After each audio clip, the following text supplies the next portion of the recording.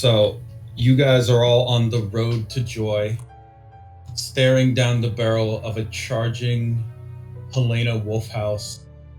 Seems to be in the grip of some fury and madness.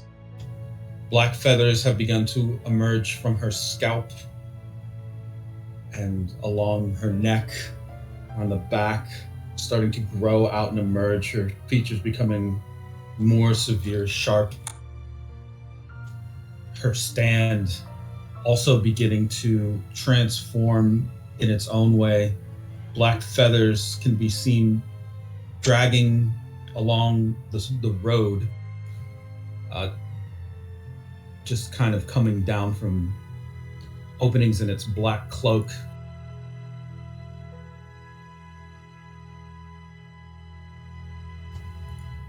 Right now, as she is coming towards you, it's sort of in the view of those who have perception beyond the material world. There is something here.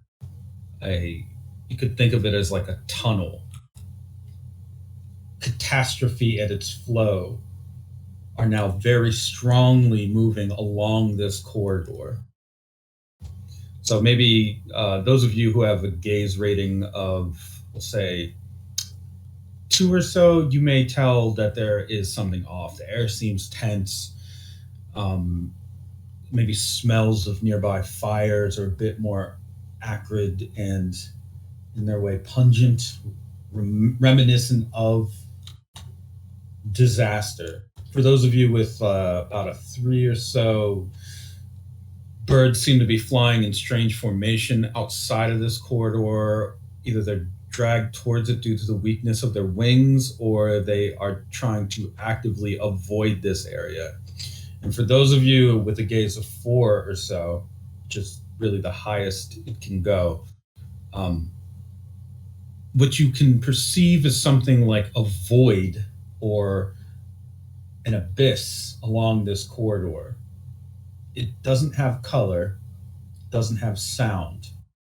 There is this very strong, oppressive force that exists here. It's almost like the moment before a gunman pulls the trigger, that split second, and that line between the firearm and the target.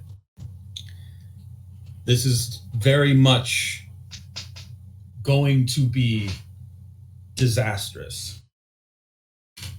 But because you're all mermen, you do have the ability to think quickly, to plan accordingly. Right now you have a crazed Helena barreling towards you. You know that she has the ability to create various traps that are razor sharp when sprung. When they are perceived, they launch at whoever has perceived them. On top of that, she is a ruthless close quarters combatant and extremely durable. Her stand seems to be quite powerful in this regard. She even has the ability to instantly take out a target if their luck is just that bad, though she hasn't done so yet. So because you have that split second, no, you can refresh your fate points. Yeah, you refresh them at the beginning of every session. If you have mild consequences, take them off. I just assume it's per scene, but okay, yes. Nope, per session.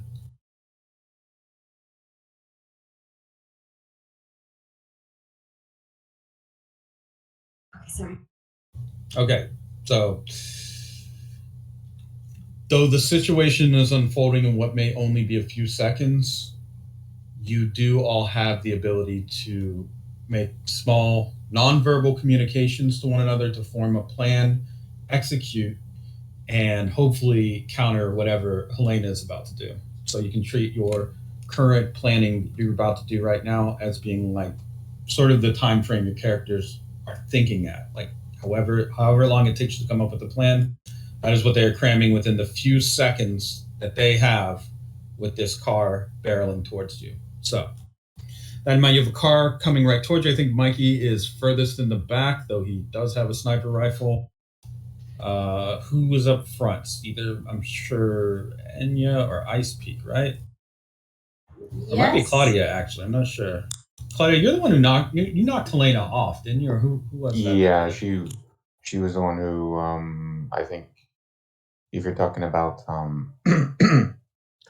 she barreled into her and knocked her off, I believe, with the help of Enya at her back, I believe, like Right. kind of shoulder charging and extra pushing.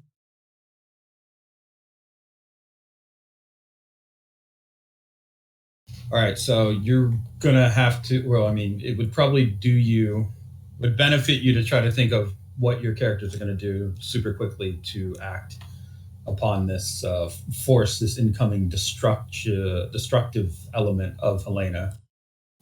Where to begin? What's your general overall plan as a group here?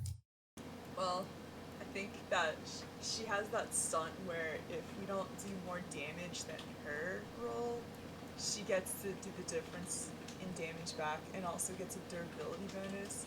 So if we hit her, it has to I think it should be stacked if possible. True. So are you build towards an offensive? Yeah, I'm thinking we boost somebody. Okay, who's gonna do the kill Claudia or shot? Mikey, I think. I mean, I'm fine with either. Yeah. I guess Mikey does have a pretty clear shot since he's still in the back. Everyone else is kind of in the weeds with her right now. Yeah.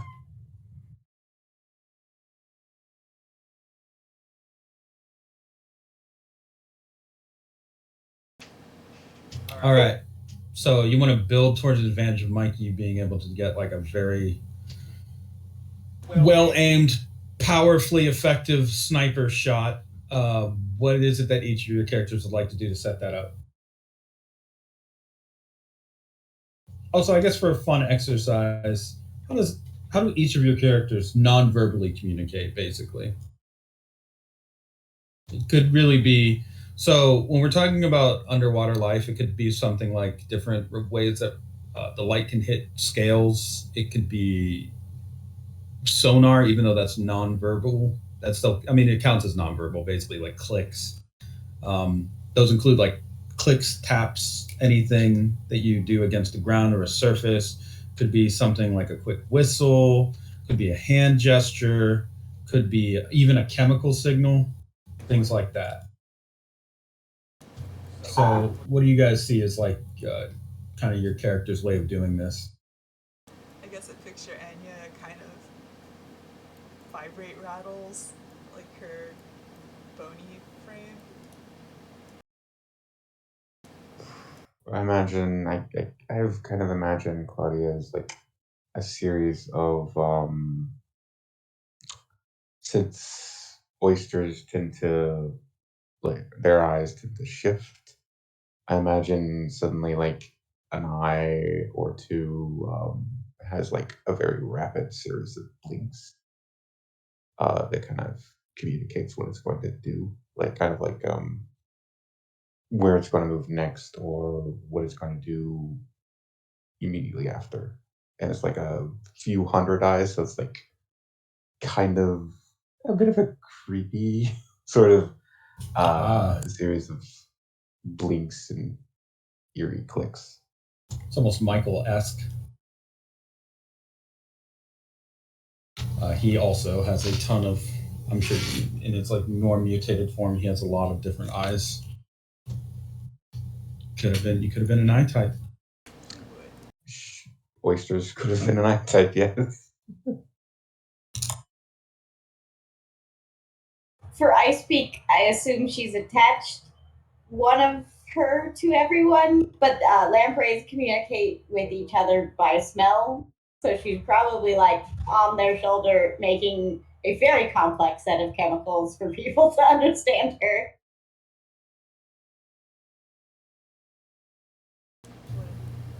Yeah, they communicate to each other with It's weird.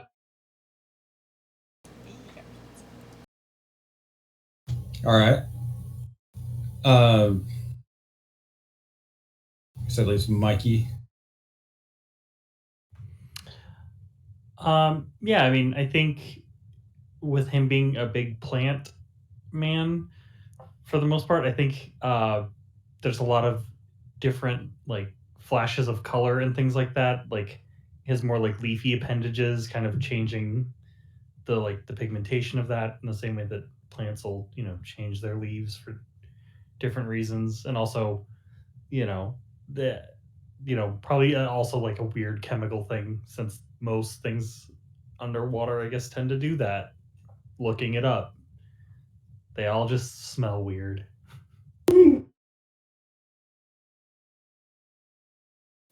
All right. So we have all those different combinations of signals going around, all coordinating this plan of we need to set up to take this down with one of Mikey's sniper rounds. So the next part of that obviously is going to be kind of what you're rolling to, and keep in mind you can also use your stance, your acts, or your verse 1 or verse 2 or whatever's relevant here as part of a way to execute this as quickly as possible. So I guess we'll start off with generally what is going to be the plan to do that? Is it to slow her down, clear out the way, distract her? You could try blinding her. There's a lot of different ways that you can try to set up an advantage here. You can use all of them if you want, but how do you want to do it? My thought is because the flow of the area is geared towards catastrophe, maybe like get a channel going where his shot can land better. I was kind of thinking the same thing because you described it as kind of like a void or like black hole of catastrophe that's we're barreling towards and is coming at us. I was thinking of like how do I ride along the edge of that to get off a good shot in the same way that like Interstellar was like, yeah, you just go around the black hole very fast, just a slingshot maneuver. Oh, okay. So how do I slingshot my way around catastrophe and maximize it?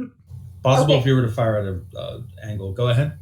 I just had an idea for Enya, as in what do car wheels do when you put liquid light under them?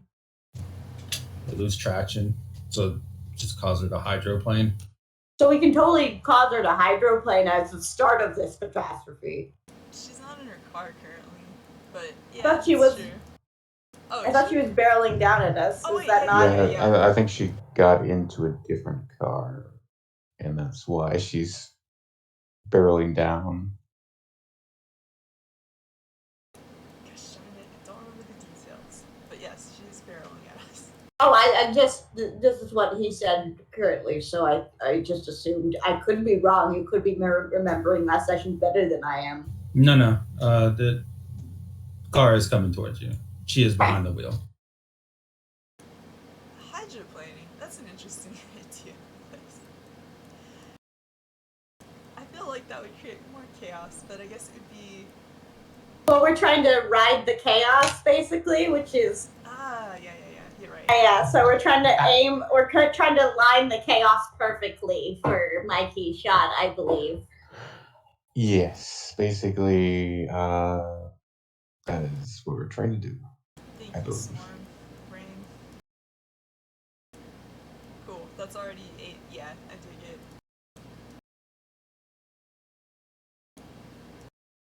it.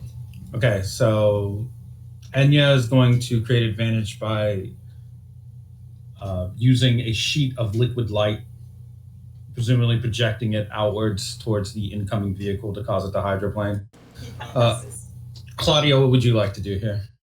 I was gonna basically figure she's probably going to use her last kind of stone to toss it right at Helena and her vehicle and try to start to paralyze an arm so that while she's actually driving the thing, she can't really control the steering at all. It's like going wild because her arm and things are starting to stonenize or whatever, basically like paralyzed, whatever, like, stuck in one position. All right. Ice Peak, what are you doing to throw in that? I guess. At some point I was eel scattered. Can I have snuck like onto like her shoe or something so I can like force the cast spell down all the way? For a fate point, I will allow that. Yeah. I will spend my last fate point for that. You have refresh. You're fine. Yeah. I will spend my fate point for that. Yeah, Okay. we've got all full. Yeah, sorry, I misspoke. Okay, so for fate point, you're doing that. You're doing that maneuver. It sounds like everyone is set up here, and Mikey, I'm guessing you're there to pull the trigger, pretty much. So Yeah, put myself in that sweet spot. To shoot a troubled teenager. Oh. I don't think she's a troubled teenager anymore. I was gonna say, I mean, how long has she been a teenager? I Kind of mean, doing some vampire rules. long time. Okay, Yeah, that's but fine. I mean that's fine. That's a 1,000-year-old dragon situation. Isn't JoJo's just Murder. punching troubled teenagers over and over again? Yes. And do you really count Kotaro as a fucking Jotaro as a fucking teenager in 3? That man does not look 13 to me. I'm not sure how to. I mean, we're at catastrophe. I'm not sure how to make this. This is a bad flow. How do we get into a good flow? I don't know. I guess we'll find out. So, Enya, okay? So first things first. Let's cover a few things.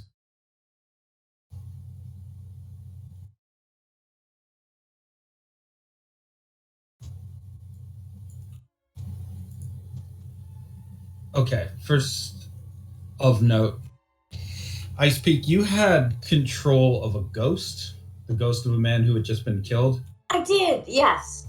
That he ghost, was a boxer, I remember. That ghost has started to fade away. It's being pulled back into the direction of the body where you summoned it from. That's not good. And yeah, you don't need to execute your action because you're creating an advantage and you are a coordinator unless there's anything extra that you want to do. Otherwise, you can automatically succeed on a roll to create boost for an ally. So, I mean, I can't make a second boost in the same turn, right? No. Then, yeah, okay. I mean, you can roll to see if you could do it with style if you really want, but. Oh, yeah, why not? Okay. Go ahead and give me probably a connect roll.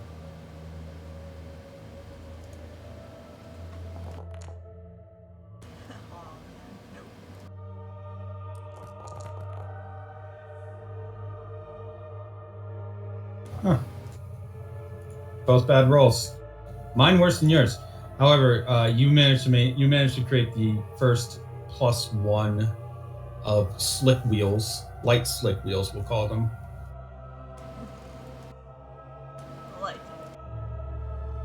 Let's get rid of these aspects and create new ones.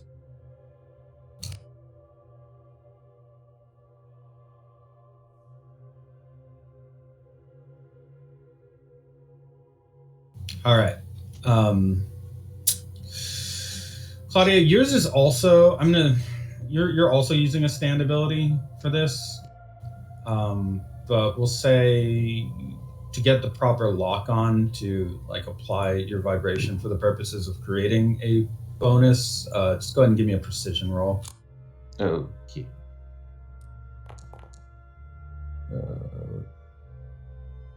Not bad.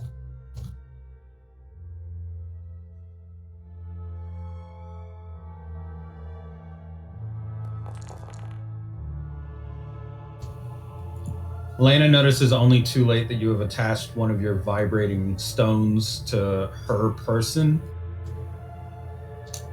meaning you do create the advantage there. Excellent.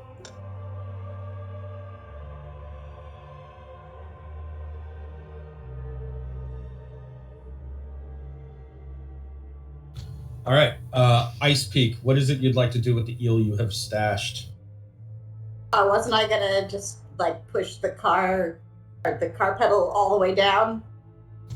You want her to go faster. Yeah. Okay. Go ahead and give me a precision roll then. Just we're trying to make her as uncomfortable behind the wheel as possible, which is hard for her because she's very good at driving. Okay, sorry. Yeah.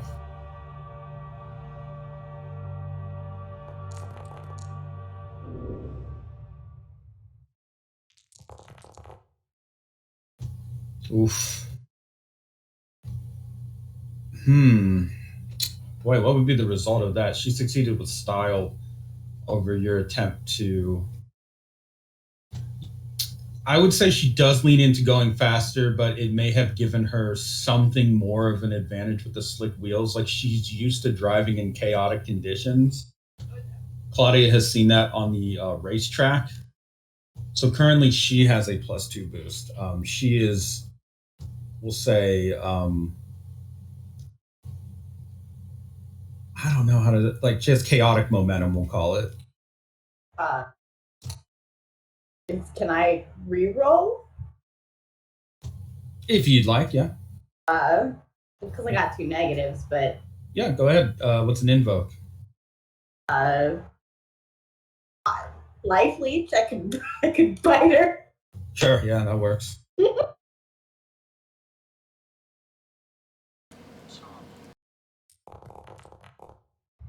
That's still not any better.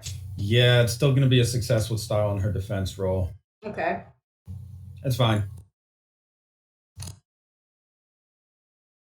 I imagine she just squishes that lamprey, pressing down the gas pedal so hard. I think being this close to her and seeing how she's handling the fact that you made her car go faster, you can this is probably not like too many humans that you've run into. Maybe like the samurai have this kind of death wish, some of them. Hers is even more severe. It's like not only does she not want to be alive, she maybe doesn't want to exist anymore. She's really full of some kind of really cold rage. That leaves you, Mikey. You are the last one in the line, the stack. So you were just going to take a shoot action, correct? A good eye sniper roll? All right.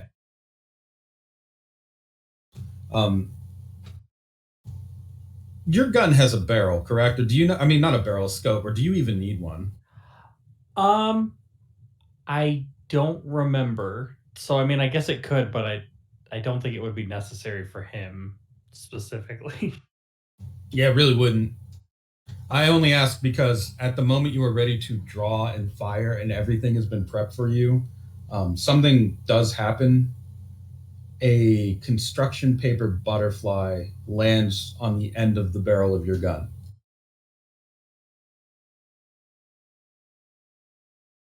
It is a very soft, almost pastel green.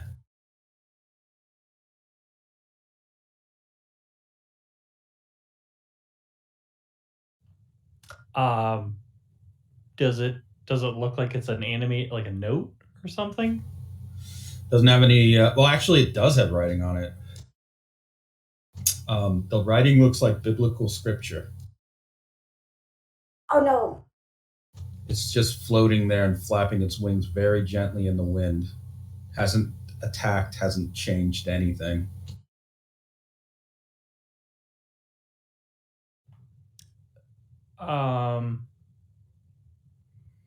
I mean, I guess I would ignore it for now.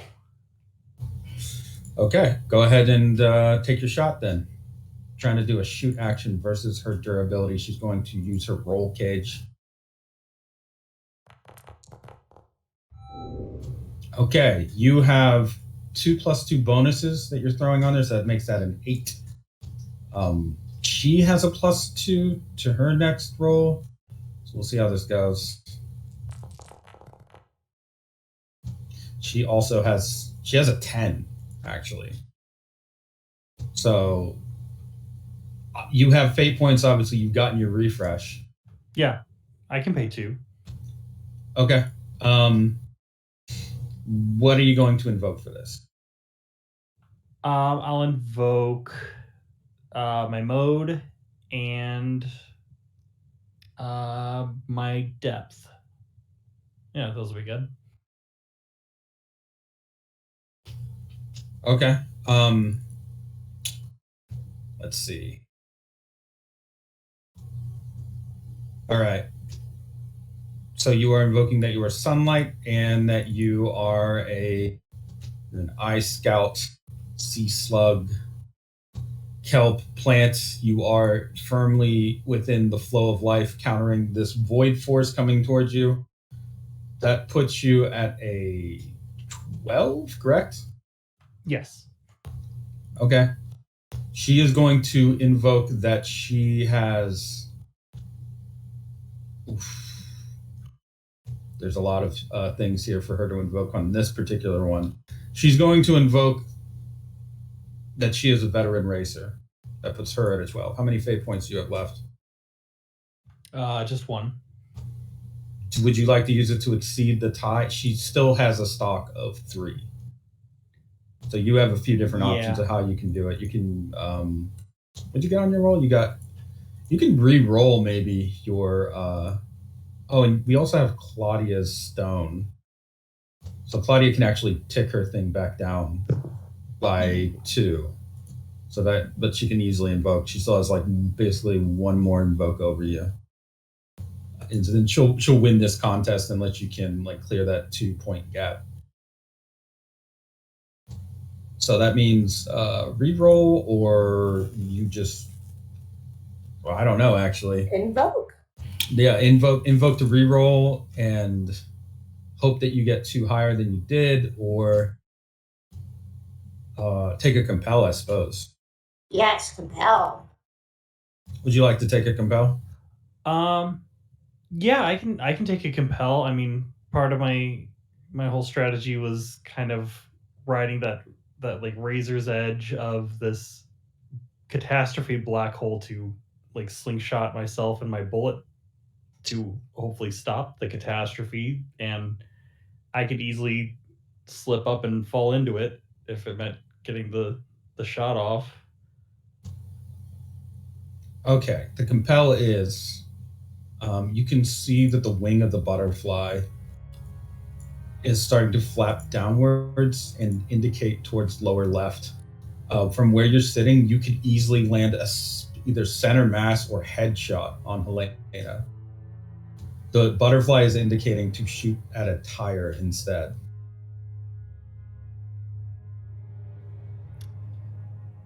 Yeah, I mean, I guess I would go for the tire then to take the compel. Yes. Right? You would be aiming at a tire. All right, then let's see what happens. That would give you don't even need to roll. That would just put you over basically with the combined, like, unless I don't think I'm going to roll higher than I did on hers. So basically with the, I guess, what are your last 2 invokes here? I'll use my drive and my motto. So learn everything I can and know my enemy. Okay. Tell me about where you are. Are you nested near some cars, or are you near anything? Like, where are you down the road? Are you just near some scene of destruction? Yeah, I think if everybody else is, I guess, closer towards the cars, it's barreling either at us or away from us. I think Mikey's behind, and maybe he would initially be hit and kind of hidden or like racing behind them, but I think for this shot he's probably taken to the air, so he's probably just gliding behind them, which is probably why he's not as fast as if he was running. Oh, you're taken to the air, then you definitely start seeing some shit going off around you. Ooh. There are more of those little paper constructs flapping around, and when they land on something that looks reflective or like a window. They'd melt into it. On each of those little scenes that you're looking at, you can see something like Ice Peak being completely run over, Claudia being ground beneath one of Helena's wheel tires, Helena being shot in the head and her car plowing through a bunch of people as it just ignites and explodes. You can see all of these different scenes playing out on different windows, almost like they're television screens.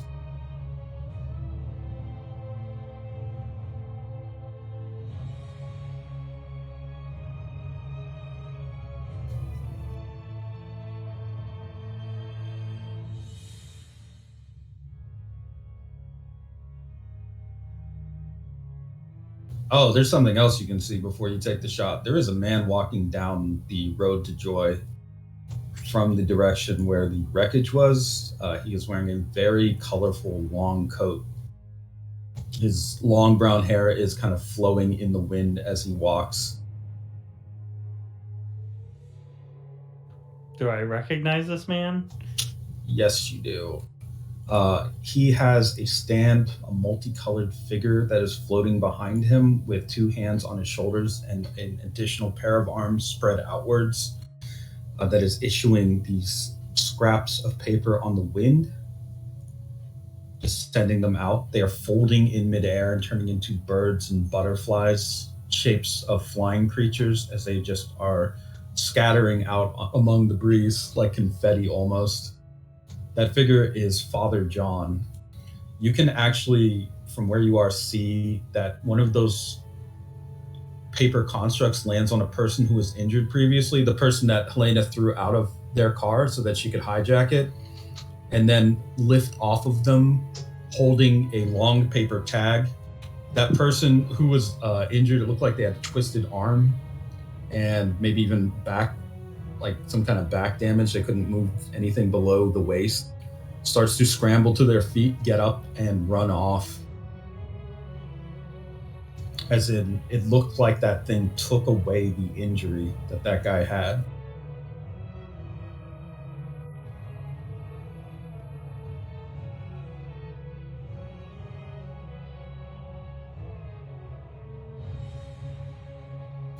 You still have your shot to make, however, and if you don't pull the trigger quickly enough, Helena may run your friends down, so... Okay, so did you want me to re-roll, or was the taking the compel and everything? We're gonna say, yeah, no, taking compel is that's all. So you take the shot at the wheel, front left tire, I believe. That is enough to, with the liquid light, the vibrating rock, the eel that is biting and maybe trying to constrict or pull her leg a certain way, to cause her to flip her car. She screams as it just begins to roll and tumble down the road at still a very high speed, coming to a halting screech, we'll say a mere inch away from Claudia. It seems like her car's been disabled, and it's possible that she was knocked out from that impact and having her car flip. Officially, she is taken out.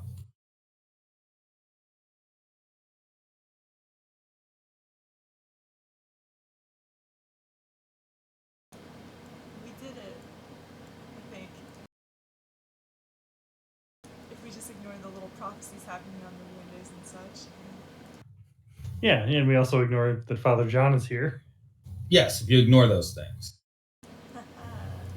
I'll say Claudia, yeah, all of you, Claudia, Icepeak, and Enya, you can tell that those paper constructs are starting to land around where you are, and you can see scenes of your own demise playing out on them, where the plan wouldn't have worked, where Helena might have just driven by and cut one of you in half, where more civilians would have died. All those things are playing out on those screens.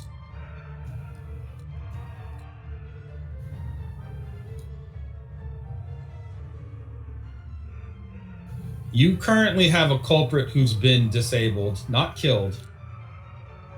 And Mikey is right now the only one aware of the approach of another potential enemy in the form of Father John. Are you going to communicate it to the rest of your team, I guess, that there's another enemy walking towards them? Yeah, I would definitely let them know that Father John is here.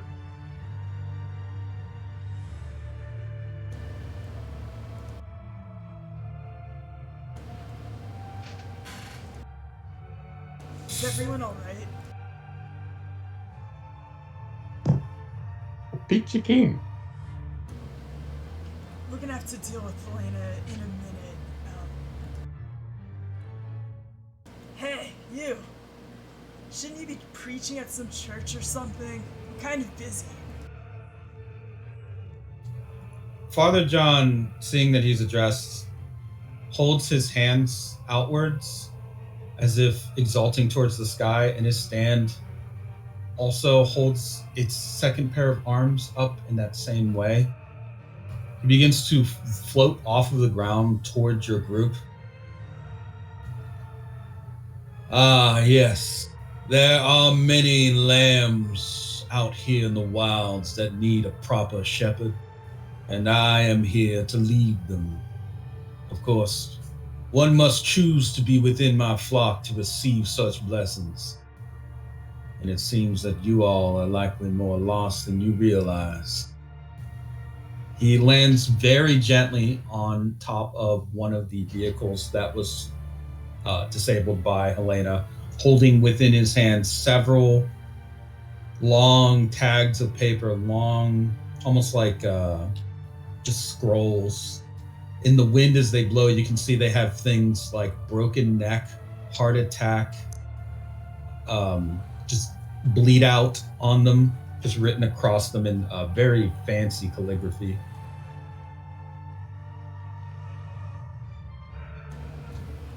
Of course, whether or not I came here for combat is really entirely up to you. I'd like to make a proposal. I don't see any crime being committed. We're listening. Allow me to depart with Miss Wolfhouse here. I'll see to it that the destruction that she has wrought will be undone, and those that she has harmed will be healed immediately. In exchange, we leave peacefully. No more questions asked, no information exchanged. What do you get out of it? I believe there was a part about no questions asked, but I will humor that one. I simply wish to see her healed, spiritually speaking. She is currently caught in the grip of a deep and dark pain, a psychic trauma, one that will likely be difficult to pry from her hands. It is my interest in gathering her and others.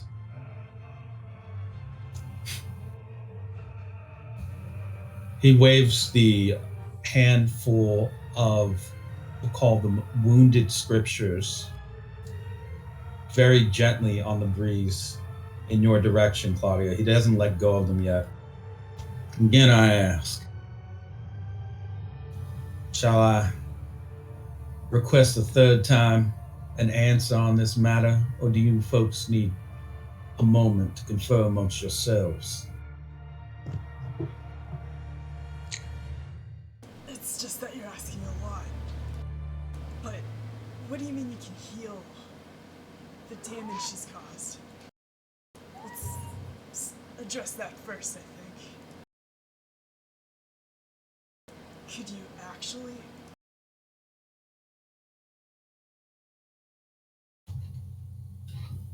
Let's see.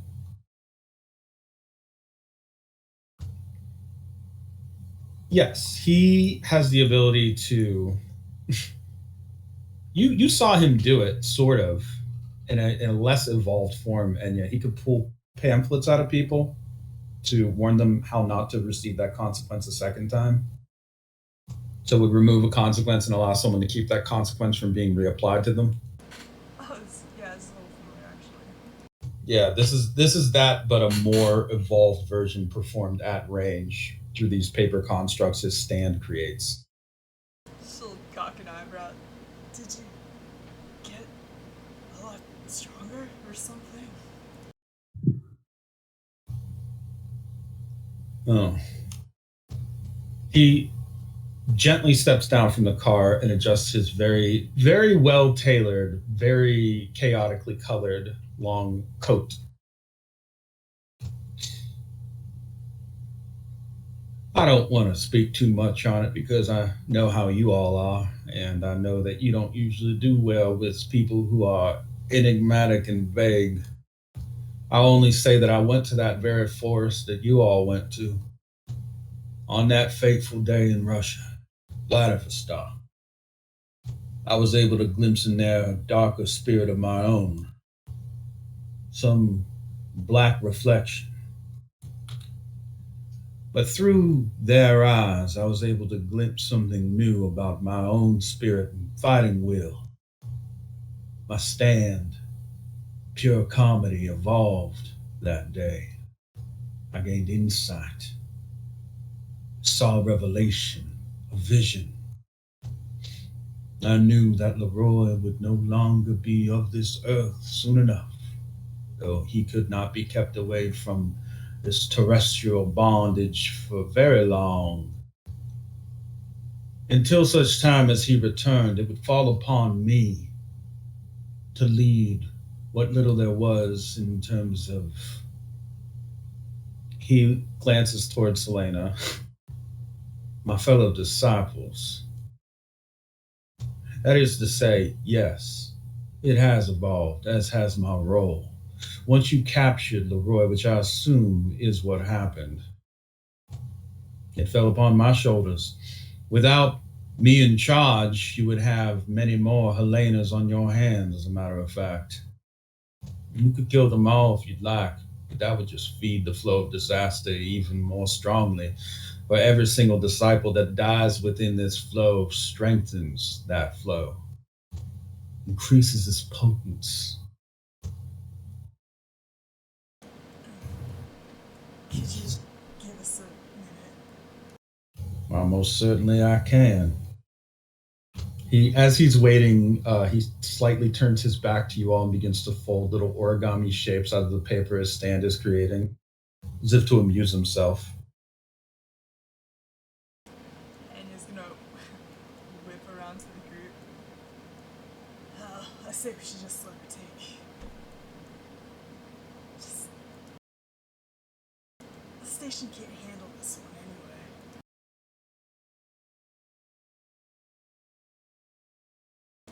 What do you guys think?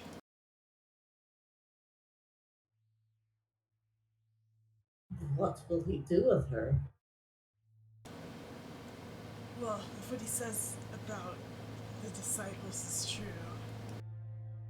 I don't know, I'm kind of apt to trust him.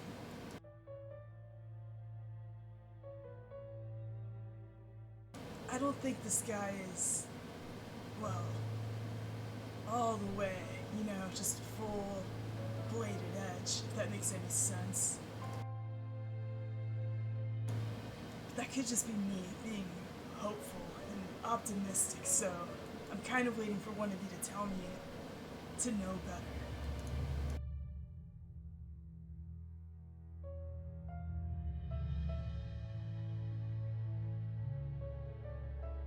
I suppose I will just ask. And what do you intend to do with the disciples? He starts to stroke his beard. Well, there is a school of thought. The crisis is also an opportunity.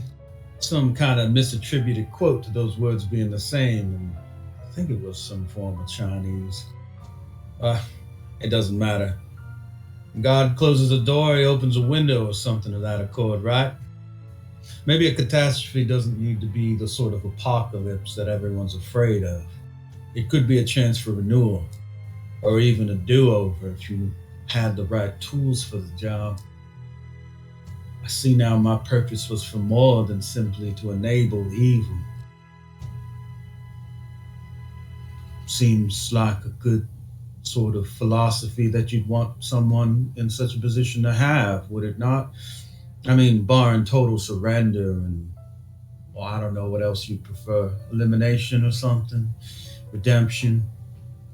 We all just learn to love, laugh, and teach blind kids how to see again, which I think I could do now, actually, as a matter of fact.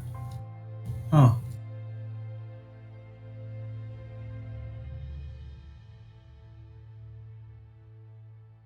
Wasn't your first thought?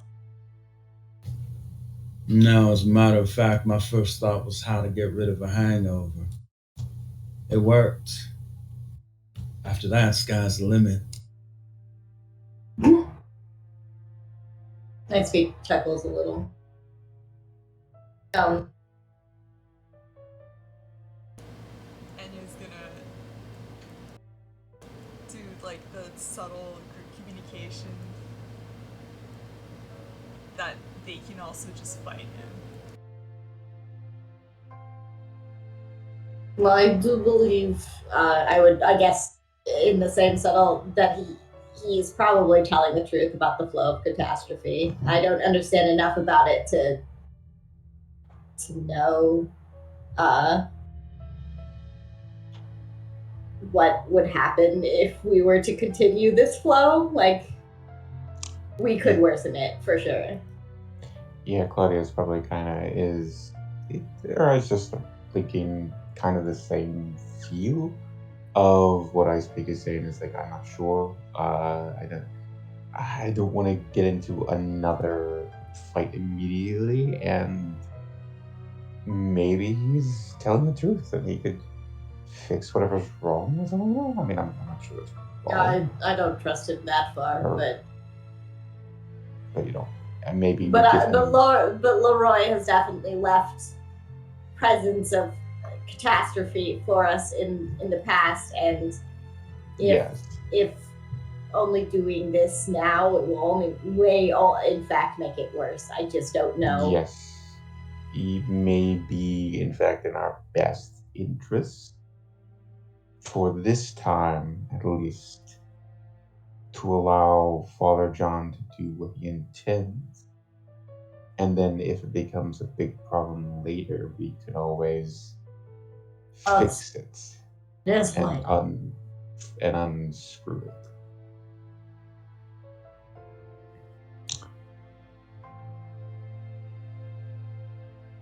That's kind of Claudia's feeling is right now.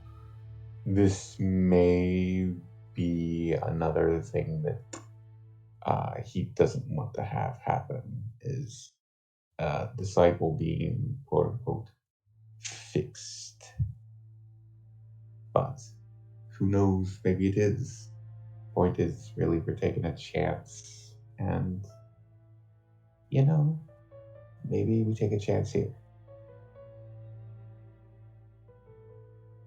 So we're in agreement? What does Mikey blink goop? Yeah. No, I mean, I think I think he'd be in agreement.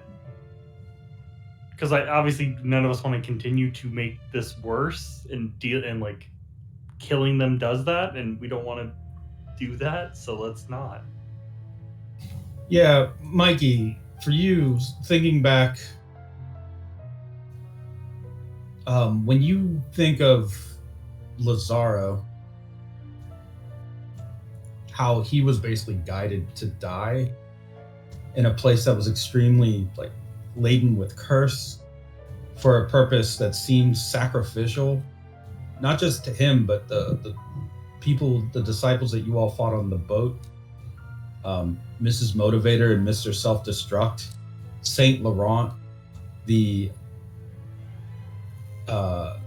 Inferno that you killed, Claudia. He really seemed like he wanted to die.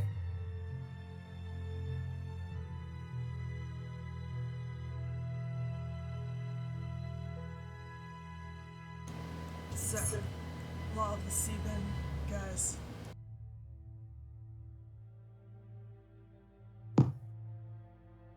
So maybe we screw up his plans more by letting him live, since perhaps he designs them to die.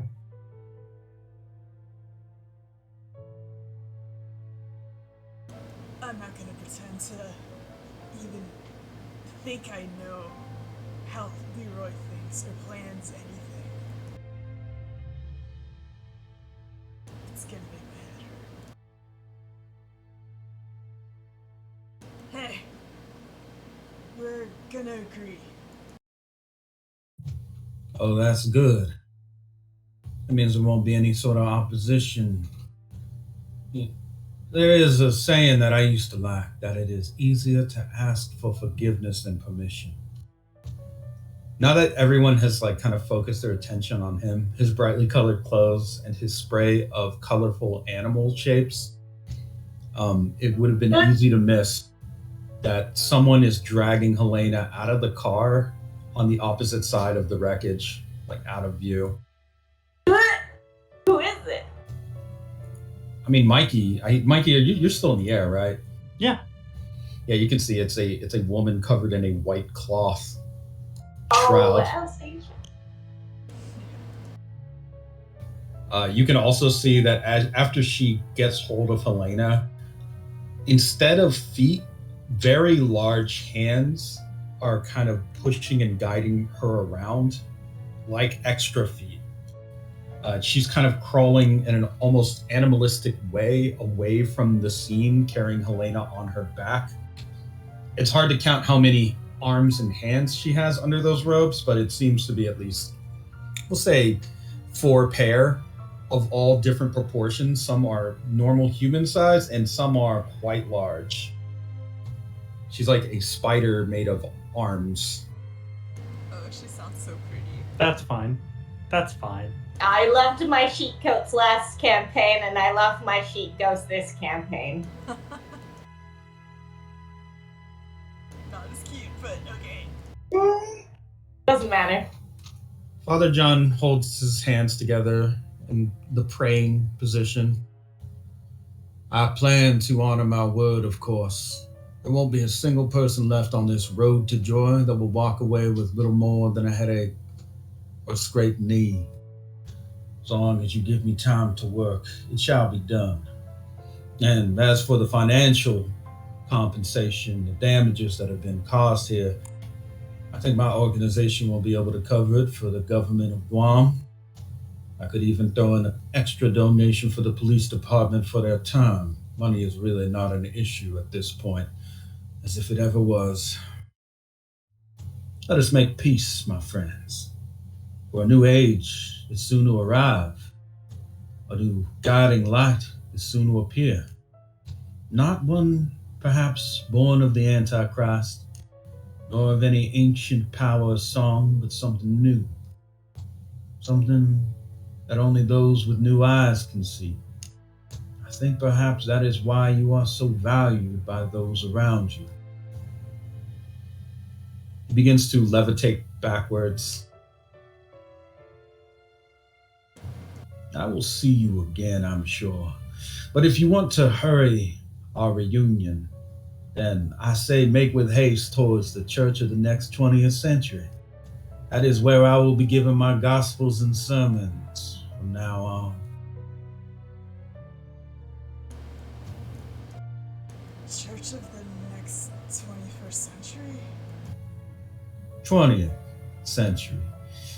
The era when everything began to go to hell. I suppose it started earlier, but that one was a big one. Why not have a do-over? Why not let the world blossom once more? Simply prune a branch and let new life flourish, fruit on the vine.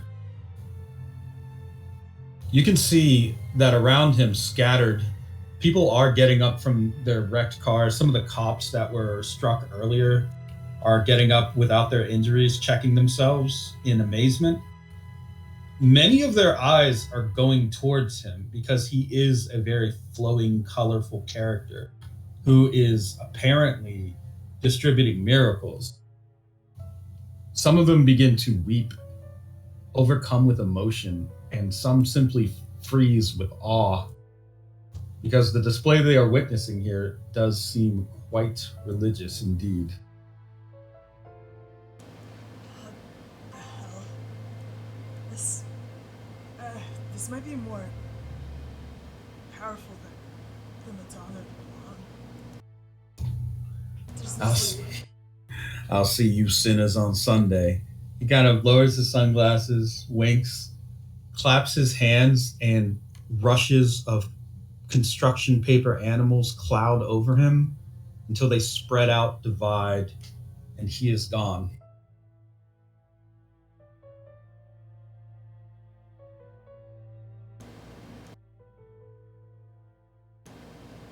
Yep, I don't know how to make heads or tails out of that just now, but it looks like that was the best possible outcome.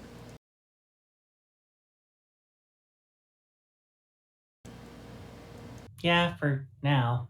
I guess we'll reap what we sow soon enough. Your group, you all get a group text message, by the way. Update from Rust. Your witness has been relocated to one of the local lockups. There has been an attack on the safe house, and he asked what you want to have done there because they're currently holding him under somewhat of a tightened security. He is considered to be a witness, but they can't give him too much coverage without it being suspicious. They're not sure because, again, a safe house was just compromised. I guess I should attend to that. Yeah, we should probably attend to it, though I think perhaps keeping him in lock as they have him may be actually fairly smart. I mean, as long as they don't bring attention to him.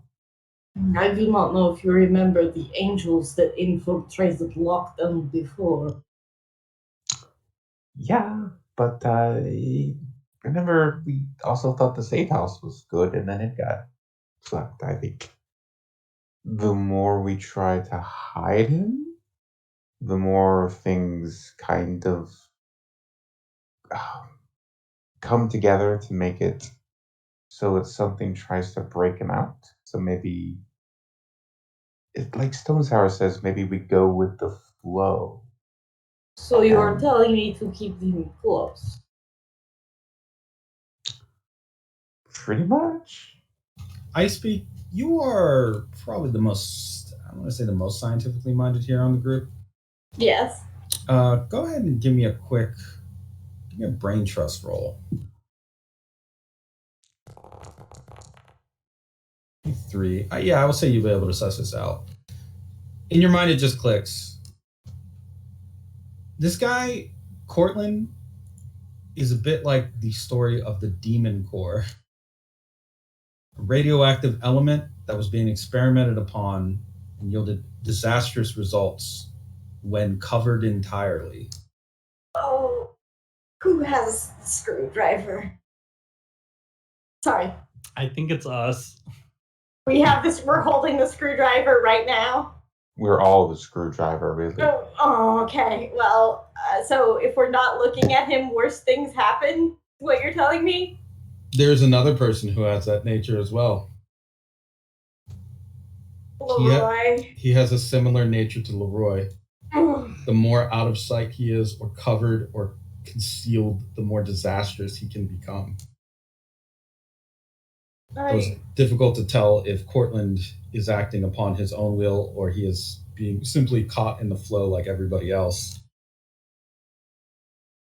I think you would be correct, Claudia. I think for the flow, I must become very close with this man. She sort of peeks her hands in that, like, with the fingers together. I mean, go for it. Sometimes we just have to walk a weird rope. So because you all kind of went against it seemed the intention was for Helena to die here. However, catastrophe may have been averted temporarily, and instead you can move towards one of the other two campaign aspects, hope and freedom or music and evolution. Which one would you like to activate, basically, here? Us? Yes. I'm for music and evolution. Music and evolution? Yeah, Mhm. that sounds solid. Okay. In that case, that will be what is currently active. From now on, that means that you will be able to call upon that or make movements based on the idea. You will also may find that there is opposition that can also channel those things. So it's just a little bit better maybe than catastrophe. That also, by the way, means that if catastrophe is more active, then you can actually take advantage of this as well. If your goal is to, annihilate somebody anyway. Just think of it as like a sort of sub-themed all the moon phase stuff. Now you have like some things that are just a little bit more of a guiding light for how events can happen. Just the bottlenose boys need to save their arcade, so they throw a benefit show. Oh. Okay, so as promised, Father John is not a man. He's not a deceiver like Leroy is. There are people that seem to be okay. One of them even you can audibly hear say, like, "Hey, my old knee injury doesn't hurt anymore." I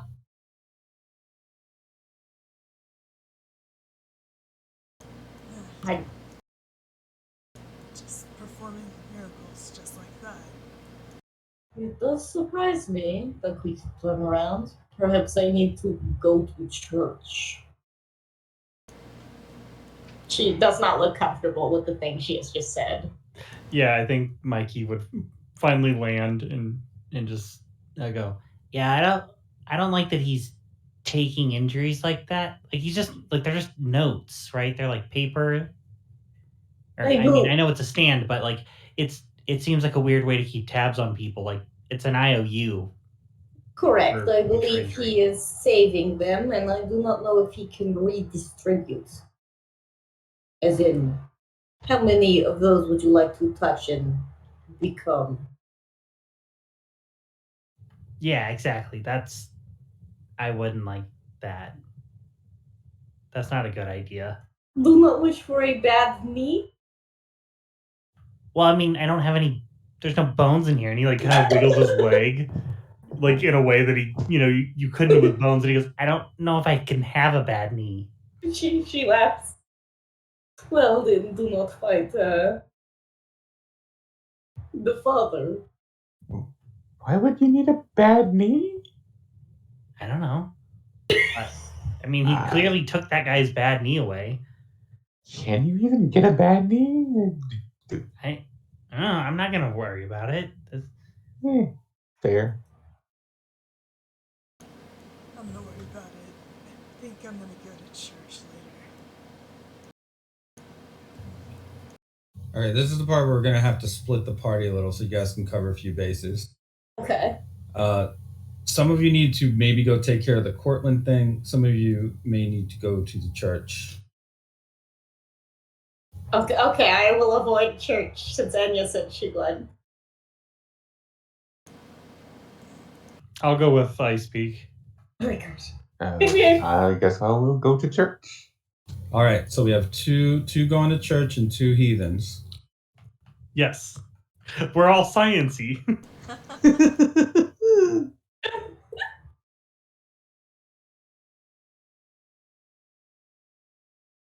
Oh, who wants to fill out the paperwork for this incident report? Exactly, because that's going to be a nightmare. You can also just have Russ do it or one of your squads. I feel like iSpeak actually likes paperwork. Okay, iSpeak, go ahead and give me a... You're going to need to give me a sterilize roll for this. Along the way, as you guys are taking care of stuff and get ready... Oh, that's a really good fucking roll. I'm so good at paperwork. She says Sarah. It's probably too much information. No one's gonna go through this much documentation. It just goes 300 pages long, every detail possible. Let's see, one hand can write while she's like driving or whatever. Like she doesn't have to. It's great. I'm gonna roll. Okay.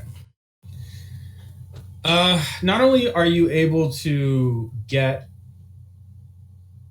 a very good report out here, I speak for your report. You get proper information. You also get some names, contacts, witnesses, and can even make connections between Helena Wolfhouse's car, Dorobo Group, and the car that was reported to have struck the safe house that Courtland was in. In other words, this is yet more of a case to build in your case against those two boys, Buckethead and Giraldi. Okay. Like you can draw, because of your report, the way that it was drawn, the information you were able to recall, and the testimony of your fellow officers and their memory and their ability to recall details, like you've helped to build a somewhat stronger case in their conviction should you choose to, should that be pursued. So you have more, kind of like a bigger pool of information now to connect the dots, as it were. Okay, so I have. Yeah, all right. I have drawn the connection between him being attacked and them again. Right. What you've done mechanically is you've just given the case of like +1 modifier to its contacts. Yay! So that just means you'll have more contacts to draw on when the time of the trial is drawing closer. The case has legs. Right. We will handle first. Mikey is back. The acquisition of Courtland Kingswood. Is Mikey back? Okay, yeah. Yes, it said. Just making sure.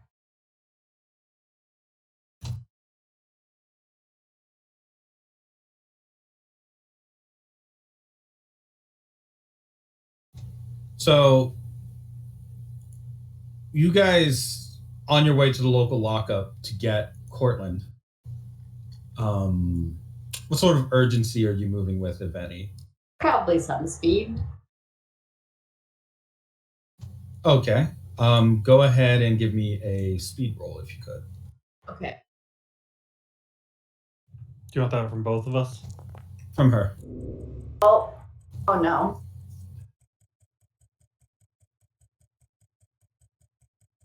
I did not roll well. Oh. Courtland is making fast friends with his cellmate, who's telling him all about how easy it is to smuggle things in from a space he cannot understand.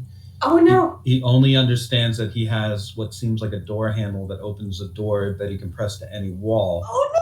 Courtland's nodding along and then says, I find this hard to believe. Do you think you could demonstrate it for me? I mean, he holds his hands up. You can see I'm not armed or anything, and we've never met before, but I have to say this is rather impressive.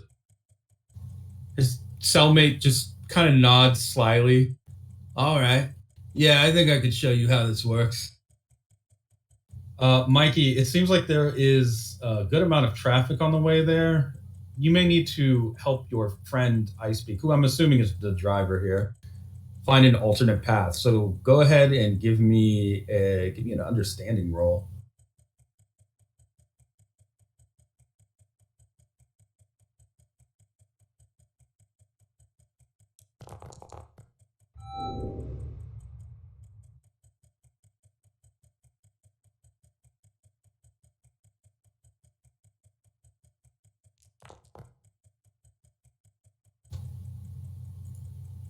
You are able to keep even pacing with your expected route, Mikey. You aren't slower. You're able to actually find a shortcut that may help you next time that you're driving, at least in this part of town. But it's also at that time that Courtland is watching this guy demonstrate pantomime what he does, and he is becoming more and more intrigued by this. All right, I'll tell you what. He points at the guy. If what you're saying is true, I'll wire you $100 when I get out of here. Because I have to say, this is quite a magic trick. The guy seems a little bit insulted. $100? Man, I could make that in an hour with this sort of thing, but whatever. Let's just say you owe me a case of beer or something. He takes the handle out from his pocket. Just check this out. Currently, in terms of timing, Courtland is 1 ahead of you guys. Okay. So this is going to have to be the tiebreaker. All right. Who's rolling it? What's up? Oh, nothing. Just I was asking who's rolling it out of the two of us. Oh. It's better. That's all. Sorry. Go on. There seems to be construction going on the road. Water main has broken, and it has caused some damage to the wiring in the some of the power grid around the area, which has resulted in traffic lights being a little bit wonky. This is going to be a clash between Courtland and both of you.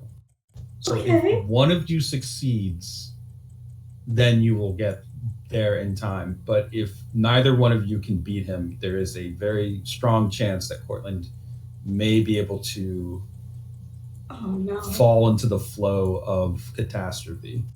Buddy, please, why did you do this to us? And the way we're going to roll.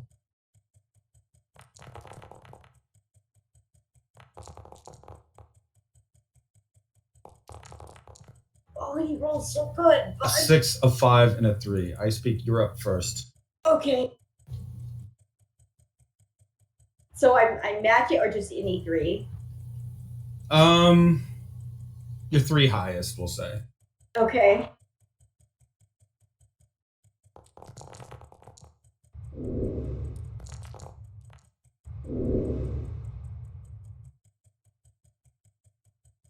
And one more. A tie. Oh, Literal tie. I have 1 fate point left. We'll see if you need to use it. Mikey, Okay. roll your top 3. Am I just gonna end up in, like, chaos with him? What? Oh, gosh. You have 1 fate point left, you said? I do. Okay. What are you going to use it on? Okay, hold on. Which one is, You could totally easily beat this contest without actually improving your score. Is it because there's a puzzle or something? What? No, it's because you could just use your fate point to declare that there is a police officer there who notices these two talking and getting weird near a wall.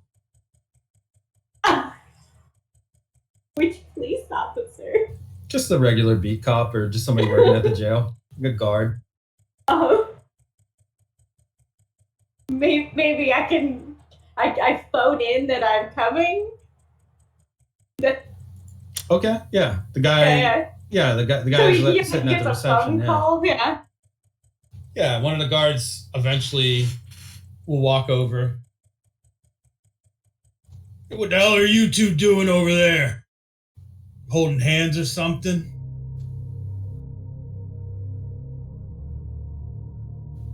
Courtland freezes and slowly looks back over his shoulder at the guard. He starts to look away back at the wall where the door handle was right there. That man's name, I think it's Duncan Pleasance. 3 years ago, he was involved in a surgery that was botched at the hands of someone who was hooked on painkillers. He was supposed to take his medicine every day at approximately noon, but sometimes he's late. He's late because he has so much on his mind from trying to one-up his brother, who has a much more successful career in law enforcement. And because he's been late so often, It just should so happen that with certain distractions, the guard begins to fall over, clutching his chest. Certain distractions would lead to a sort of structural weakness in the system. These events seem to be unplanned and chaotic even. There's a guiding hand of force, isn't there? He looks back at this guard who's currently suffering from cardiac arrest. I wonder how soon the ambulance is going to arrive to save this man's life. If there were distractions along the road, Courtland begins to clutch his head. I mean, if there was something like delivery that was maybe just supposed to be something that one of the drivers was waiting for, something expensive that he didn't want stolen from his porch, then Mr. Pleasance here might not make it. He begins to strain. You can see his neck veins. The guy in the cell with him is backing away from him. Yo, what the hell is your problem, dude? Are you on something? Courtland puts one hand against the wall and clutches his head. Now, why do I even know any of this? I don't even know who that guy is. He punches the wall once, bloodying his hands, and seems to snap out of this state. I just need a moment. I'm currently here. It's 2:30. Guard was late. Name. He looks back at the man in the cell with him. Do we know each other? The guy has already run over to the bars and begun to scream. Screaming for help because the guard is sick and because his cellmate is seemingly crazy.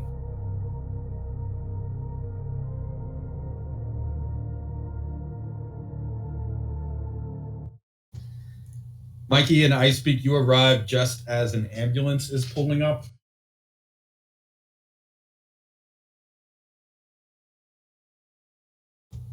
It seems that one of the guards is being taken out on a stretcher. You can tell by the name tag, D. Pleasance.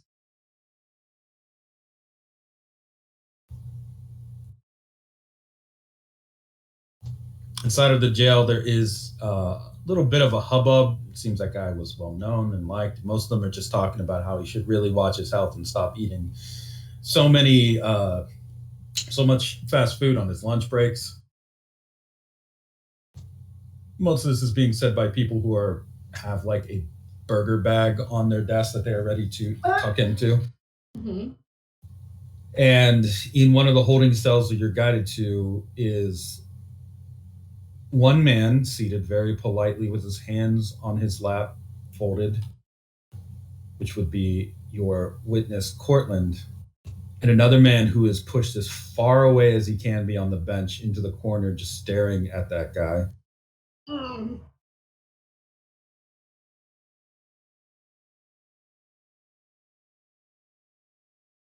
Courtland adjusts his glasses when he sees the two of you.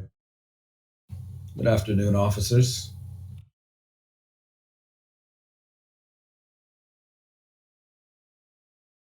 Good afternoon, Mr. Courtland. Seems you have not made friends with friends. Courtland glances over at his cellmate. I don't know what happened to him. I think that he's probably on something. It doesn't matter. I was involved in some kind of incident. Someone, like a drunk driver, I guess, must have veered into the place I was staying at. And then I was taken here. I hope there wasn't too much trouble in traffic.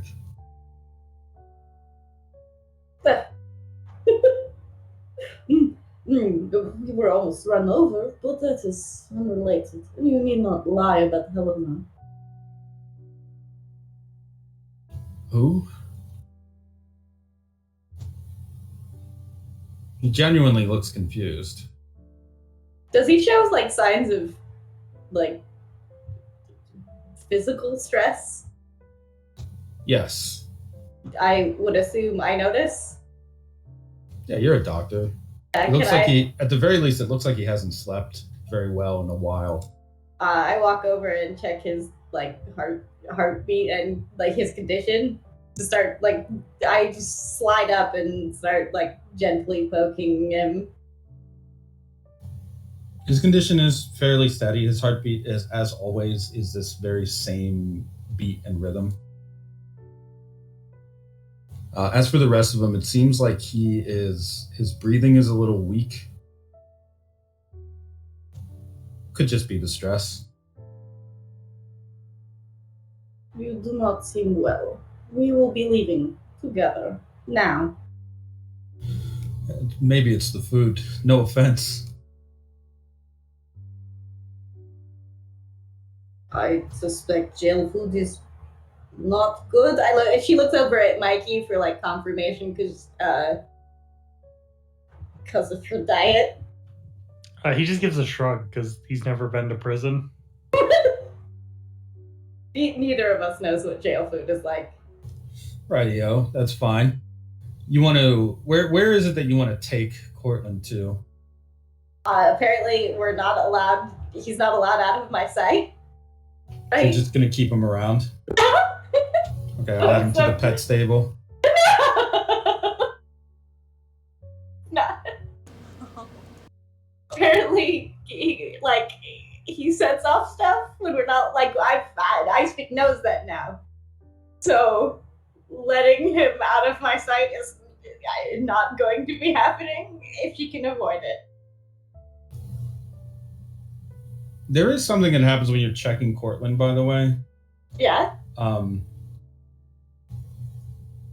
arc of electricity actually fires off from your finger and hits his skin. Oh. He doesn't seem to notice it. I apologize. For what? I think I am part electrical, and I think I have shocked some of your cyborg parts. He rubs the area that he thinks was affected. I don't feel anything. It's probably just static or something, right?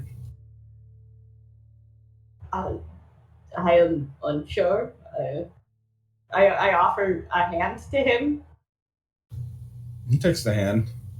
If I generate just a little bit of electricity between my hands and his hand, what happens? Oh, he feels that. Okay. You can see his face shock a little. And his some of his hairs, the ones that are in front of his eye, actually stick straight up. Well, I gotta say, Doctor, you've got a strange sense of humor. Oh, you have no idea. She's trying not to laugh. She's trying very hard not to laugh at his hair. He doesn't seem to notice that it's sticking up. So you're just gonna take him along with you guys wherever you're going? Yes. Where is it that you want to take him? I guess he just goes with us on wherever we're going to church. I mean, going to church. Well, let's feed him. Time to get him right with the Lord. Can we feed Mikey? What would you feed this man? I mean, we can always go down to Plastic Beach. That is where we would go. Because we're not going to church, right? We split up. And we're waiting to hear from them, so... Sure, you want to just take him to Plastic Beach and feed him? What were you going to say? Oh, no, he just said the food was off. That's all. Sorry. As you're leaving, Mikey, go ahead and give me a gaze roll.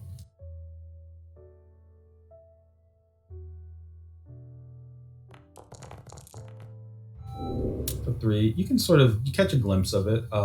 Watching you guys leave, seems to be a guy in a cook's outfit watching with one tear in his eye.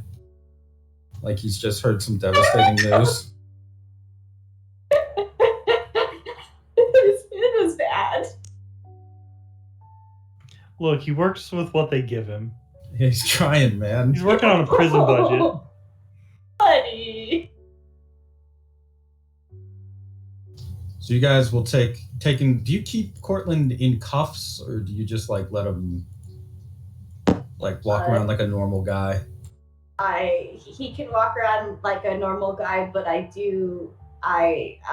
put an eel on his ankle, like a ankle monitor, but it's an eel.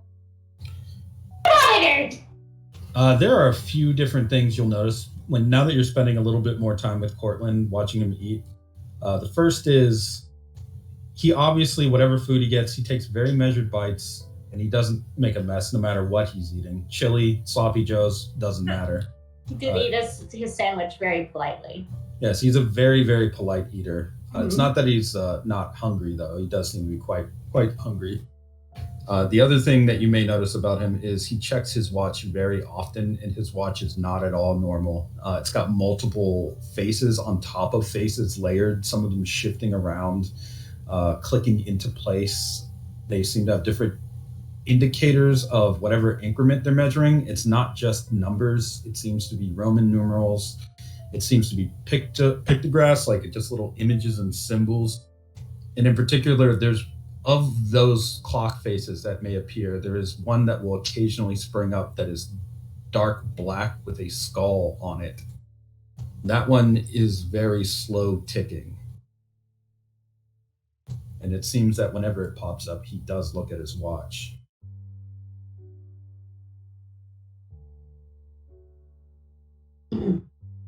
What are you waiting for? Oh, he shows his watch to you.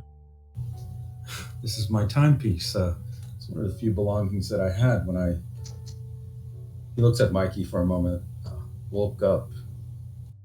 Then he looks away. It's got a name. Management, MGMT. Kind of points at the watch again. It's pretty neat, I think. I believe it to be your stand. You know what that means? Just kind of shakes his head. I've heard people talk about that sort of thing before, but I don't know if that sounds like me. I mean, I'm not a fighter or anything. I don't do anything super dangerous or interesting. I just happen to get involved in some pretty dangerous situations, I guess. By accident, I think, mostly, though. It's true, I could have chosen a safer profession, just that pillow tester wasn't available as a job I could apply for, so... Oh. Kind of stares longingly after he says that. Be nice to sleep.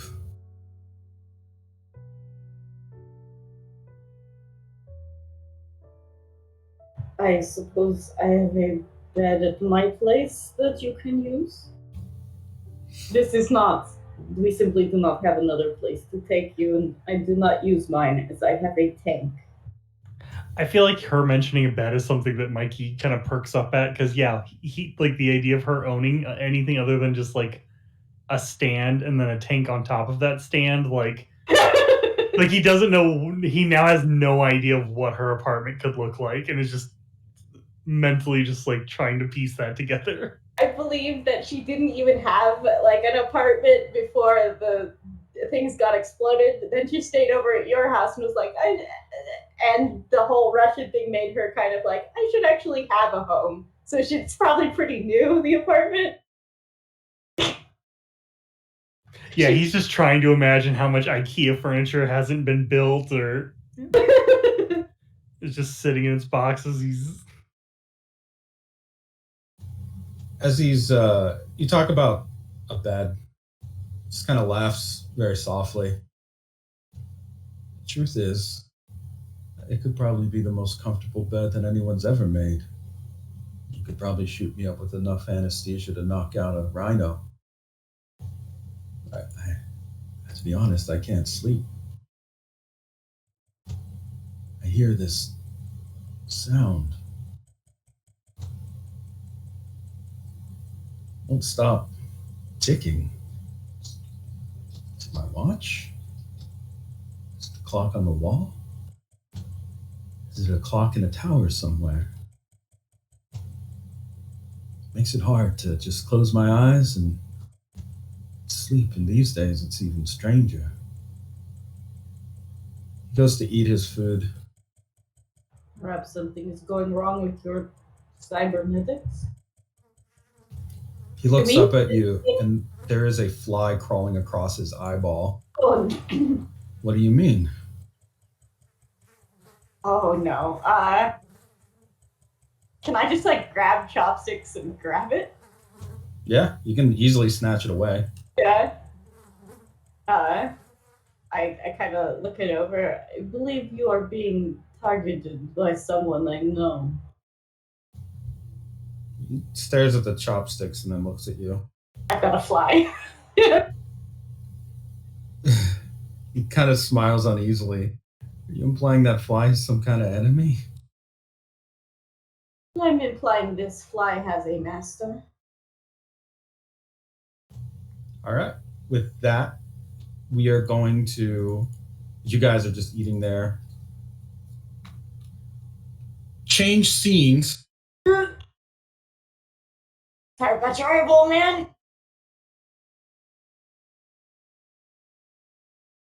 Oh my god, that title is too long.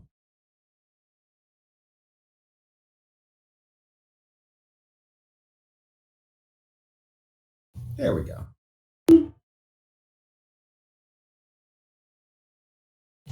So, for those of you who went to church, there obviously is a cathedral that was actually shut down prior that some of your characters have already been to. It has been reopened under new management. Referencing for Ice Speak here, this is the church that you saw Jason in. Oh. That was like shut down for remodeling. Oh, okay. It has been reopened as the church of the next 20th century. For you, Claudia and Enya, going into this place, first of all, it is bright and colorful, and there are worshipers really everywhere inside. First of all, it's a huge church. I mean, this looks like it could probably seat quite a few people. But wherever there isn't space for seating, there are flat screen displays, flexible, bendable display televisions stacked on top of one another, playing either scenes in continuity or various, looks like biblical television shows, movies from the 50s, 60s, pretty much any era in history, including some of the more recent stuff that has extremely impressive computer generated graphics made with essentially AI masked actors look exactly like the old Ben-Hur or depictions of Jesus, just replaying scenes, different scenes from the Bible. Although some of these scenes are a little bit different than others. For example, there is one of Jesus where it looks like he's squaring up, takes on the mantis kung fu pose, and then quickly jabs some kind of fanged opponent directly through the chest, pulling a black heart out, and then holding it up to the sun where it just turns into ash. Oh, and he's gonna point that out. Do you think that's how that actually happened? Because it's kind of awesome.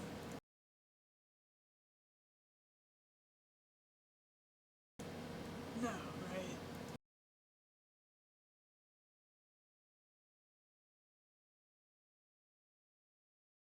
Buddy? Claudio Demons. Yep.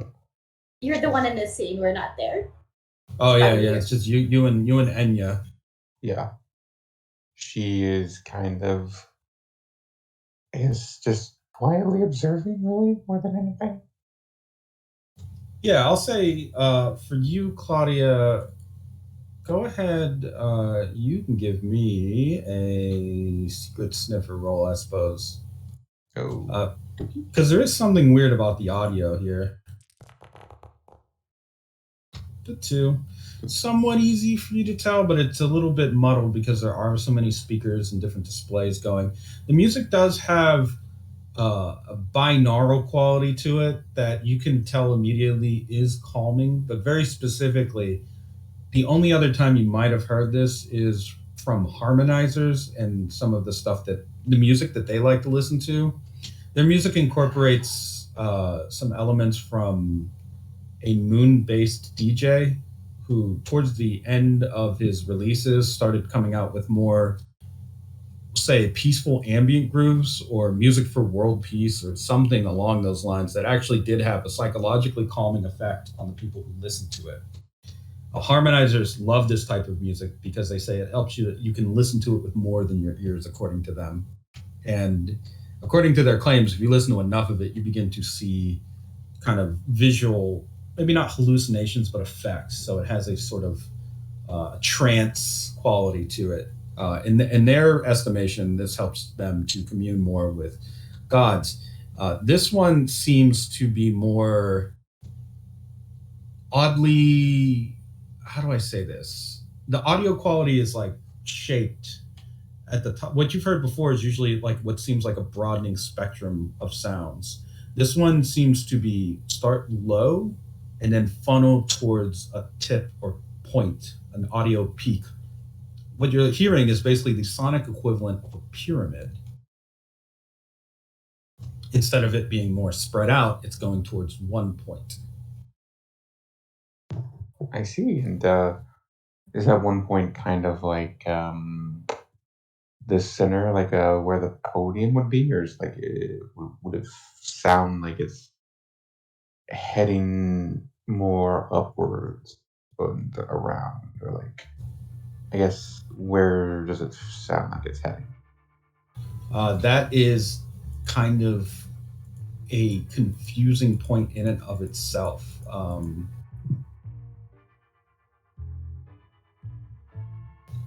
Because yes, it is going towards, like, it is seemingly physically shaped towards the podium and the altar where a speaker would be standing. But in musical terms or sonic terms, you realize, I think, that there is no actual end to the point. It is a shepherd tone right at the top. So it's a bunch of different little sub-binaural sounds going towards a shepherd tone, a sound that sounds like it's always rising, like forever, basically.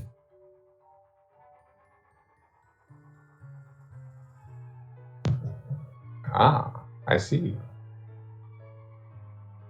If Claudia were to look over, Enya's like scratching at one of her ears, or like, I guess she's digging her finger in, tilting her head. She doesn't understand any of the sound stuff going on. Oh, but there is something there for you, Enya, because you are someone attuned to light. So one thing that you would definitely notice is that these television screens and the images and light that's coming out of them don't seem of this earth, to say the least. You have the ability to kind of like mess with light waves. Whatever is being used to power these televisions or the technology that's used doesn't seem like it's based on traditional, like, you're not dealing quite with just photons. It seems like it's intermingled with something else. It's very difficult to be able to suss what that might be for you. But as your nature is attuned to light, you can tell this light is like, it's intense. And if someone were to stare at it, because you have experience with this also, it may have similar effects to the drug ozone. There's something really off-putting about all these screens. Something about this light, it's like maybe artificial, a construct. I don't know. I'm not sure. It's just so sharp. But So the lights doing something? Oh, I mean, I kind of get it, but like the sound here is just kind of crazy on my end too. Like seems kind of like a mini concert in a way. Like, light, sound. Do you have anything to guard against hypnotism or something like that? Hypnotism? There's something about. I'm just reminded of being on ozone. So, I wanna to shut my Ozone? wits up. Yeah. Huh. Buddy. Never. Oh, go ahead. I was gonna say I've never had it, so I can't really say what it's like. But I mean, I trust you, so. I'm just trying to say, stay grounded. I don't know what this is all about. I just feel like something's. We're in a space. Alright. Yeah, I can feel that. Up on the center podium, flanked by two women, it looks like, Father John takes his place, and the followers within the church turn their attention towards him. To his left is a woman draped in a white sheet. In this form and place, she just looks like a very gaunt, tall woman. There's really nothing strange about her, no extra arms, no extra mass. And to his right is a familiar face of Helena, though she looks drugged out or sedated, very nearly drooling and staring off into space. But she has her hands kind of together weakly, as if trying to pray. At the center stage is Father John.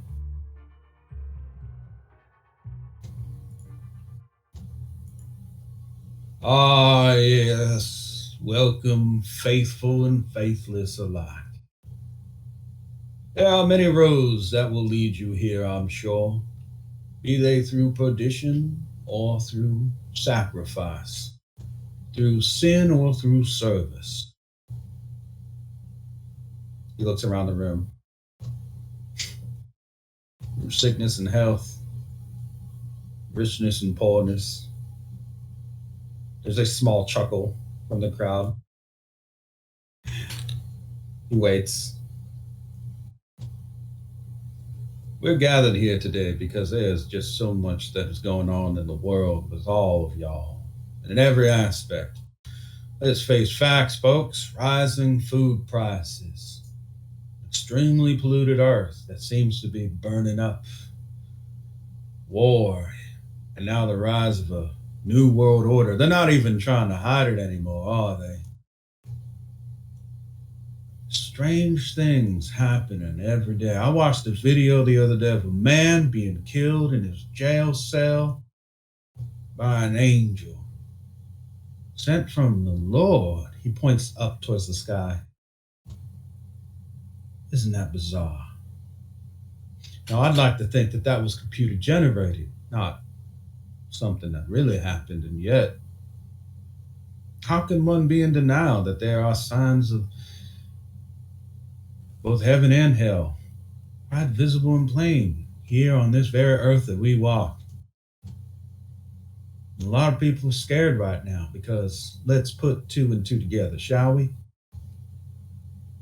A beast rises from the sea, 7 heads, crowns. The dead walking again.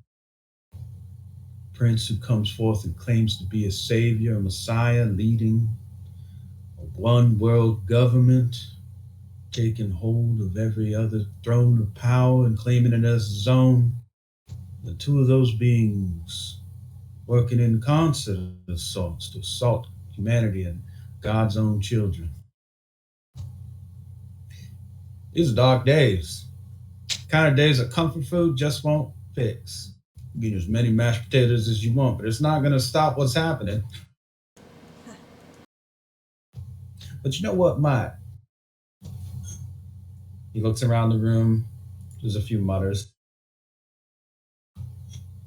Well, I think what might help solve the problem a little is some positive thinking. ways that we can change how we approach the world that we're in. Can we be more comfortable as the apocalypse comes? Yes, I think we can. Could you be lying in a hammock as you watch a mushroom cloud envelop the entire countryside and slowly move towards you with a sort of thermonuclear destruction that you've only dreamt about or seen in science fiction films? Well, you can pull up a front row seat if you'd like, my friend. There are many different ways for us to witness and still keep hold of our faith and our loved ones. That is why we here at the Church of the Next 20th Century don't just want you to pray. We want you to pay for your ticket towards. He turns back and motions towards a screen behind him that's very wide. And the letters come up on it, spelling out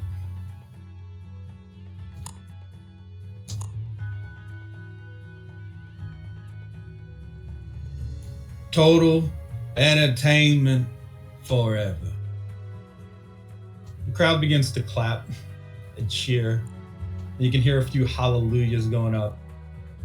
Father John takes the microphone and begins to walk past Alsatia, who just kind of, you can hear her lightly hissing. Now, everyone, I know you're excited, but let's just try to keep things in focus, just like our cameras keep things in focus when they're shooting the latest blockbuster action films. He points towards a monitor. But what would happen if I made, he points at someone in the crowd, you the main character? And then he reveals across the screen as a gritty action hero's face turns into what looks like a working mom. Now, look at you up there. You'll be stopping terrorists in no time.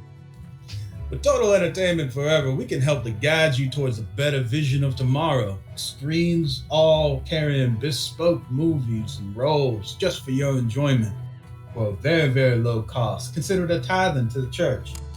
As you sit here and pray and wonder about what will happen next, I can guarantee you'll be on the edge of your seat wondering what will happen next in the movie that you'll be in.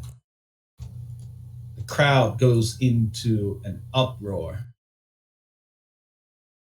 People are actually pulling money out of their pockets and trying to throw it towards him and the people who work at the church. He's trying to hold his hands out to calm them down. I haven't even told you about the headsets yet, people. Calm down. Full virtual reality with augmented reality capabilities using the Ultralife platform. You'll be able to live, feel, and breathe every dream you've ever had. All with a very good biblical message backing it, because we can most certainly alter the algorithms that generate this content specifically for you. No more struggling with sermons that are boring and dry. You'll hear exactly what you need to hear and exactly the way that you need to hear it. And if there's a little bit of violence and nudity involved, we won't tell anyone if you do. You just go ahead and enjoy your life. Because what happens in the soul stays in the soul, my friends. He just pulls his hands together in prayer and kind of tilts his head to the side as the crowd is just running to their own different screens, trying to project their thoughts towards it as he demonstrated. They don't seem to really be able to grasp it yet, but he kind of nods his head. Ha ha! Now, this is the church that I've always dreamt of.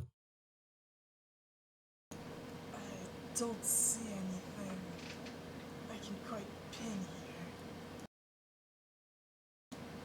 What do you think, Claudia? I don't even know what happened the past 2 minutes. What? Are you alright? I think out of character, Claudia's been disconnecting. I have been disconnected for the past 2-3 minutes. My Discord literally shut down. So I've heard nothing. Quick fill in, Father John gave a sermon and all the TVs are projecting people's innermost thoughts and dreams and making them movie characters. Nia realizes this is a Nia demon. This is a Nia demon! He's been okay. a Nia demon the whole time. That makes sense. I have a theory. Then Claudia is probably like, yikes. This ain't looking no good. You don't think this is a little therapeutic? hell no. I mean, pe- superficially maybe, but like people glued to their screens? No. I mean, I would rather. I mean, it's like technology, right? So, I mean, my kids will like be glued to their damn screens all day long. I will literally tell them dinner is ready, and fucking 5 minutes go by. They don't do nothing, and I have to yell at them 3 times. And like, how is that therapeutic? How is that? No, it's dumb. Claudia, which one of your kids is the older one? Um, Probably Lane. Lane? Yeah, as you're talking, I guess Edgar would notice it. There's a screen behind Claudia that just shows Claudia sitting with Lane at a table, going over, it looks like some schoolwork and even a couple school applications. It looks like a very polite interaction where you can see Claudia is very capably chopping up some vegetables as she's talking about things, and everybody in the family seems like they're getting along very well. I could use some sort of this harmony back at House of the Rising Sun. Maybe I should pick up the Ultralife platform. As she's saying that, Claudia, behind Enya, you can see one of the screens. Looks like one of those old charity commercials where she's carrying like a big plank of wood on her shoulder and doing construction and helping people to build some kind of, it looks like shelter, emergency shelter or something, and like guiding people along towards like doing safe construction practices and things of that nature. It's been hard trying to connect with people that I pick up, you know? Really? I mean, you seem pretty comfortable with it. Like you are kind of. I mean, she probably uh, just keeps looking at the screen. I mean, you seem okay with like helping out. I mean, you have the House of the Rising Sun and everything. So, like, I don't know. uh, as Claudia is talking now, Anya, you see that the window of the kitchen that Claudia is in on the television show is opening, and a mask is beginning to peek through into what's going on. It looks like the mask of someone from the Lords of Acid. Claudia hasn't noticed, and the Lane hasn't noticed either. But this member of the Lords of Acid is just kind of grabbing onto things and climbing in through the window.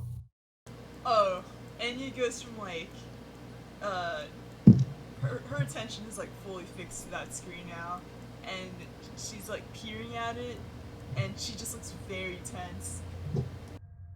What's he doing here? Huh? What are you talking about? Claudia, you see on the screen behind Enya, one of the people that's crouched and working wipes their forehead, stands up, and slowly turns to look at the camera. It is another Lord of Acid. You can see that they are dripping a purple viscous liquid from the mouthpiece of their mask onto some of the construction material and melting it, and then walking towards Enya on the screen, who has her back turned as she's trying to guide a few kids on how to properly wrap something together. Oh, that is not sanitary, and that kid is going to be in trouble. Hello? Someone has to turn around and look. Look at the. I mean, Lord of Us. And she just kind of starts mumbling horribly about like what's going on in Enya's screen, and clearly like leaning forward and kind of. She immediately seems like she wants to just check the fucking screen and do something because like obviously having a Lord of Acid near that is no bueno. Can they see each other's screens if they look, or if they're running? I mean, If you look back at your screen, yeah. if you look back at your screen, it looks like it's playing something else entirely. Just looks like people doing a construction project. And if Claudia, if you look back at your screen, it just looks like some family having a lunch and talking about something. Both screens go black simultaneously and then project the face of Father John, who's just slowly falling backwards, it seems. First, the camera starts very closed in on his face and just begins to, he shrinks from view slowly, drifting backwards until he is little more than a face in the darkness. And then the screen goes black entirely. And he can be found standing very close to both of you with his hands clasped together in prayer. Well, well, well. Looks like the sheep came to the shepherd after all. Have you come to hear the words of the Lord?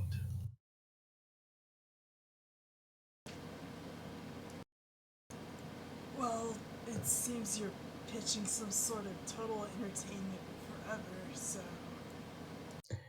I mean, I do have some questions about this because, like, I don't think it's healthy, personally. I mean, obviously, you know what's best for your congregation here. It's just that I have some concerns. Oh, I must make one minor correction.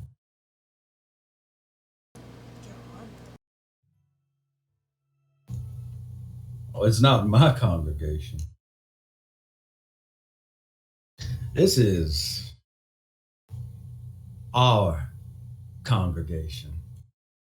Huh? Well, when you walked through the door just now, you helped to join this congregation here at the Church of the Next 20th Century. Whether you realize it or not, you are now a part of this and this wonderful godly flow that I have created. A flow of renewal, of color, of light, of health and love.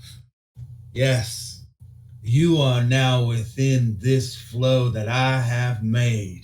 And from this church will spill forth a second flood, not one of wrathful waters, but of total entertainment forever. A new era, the next 20th century, up there in bright lights. Humanity's big do-over.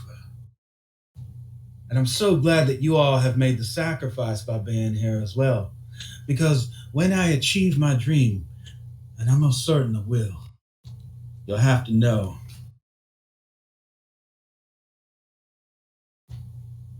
there simply is no place for mermen in the next 20th century.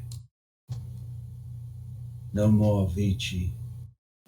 No more people walking out of the ocean. No more Santana cells.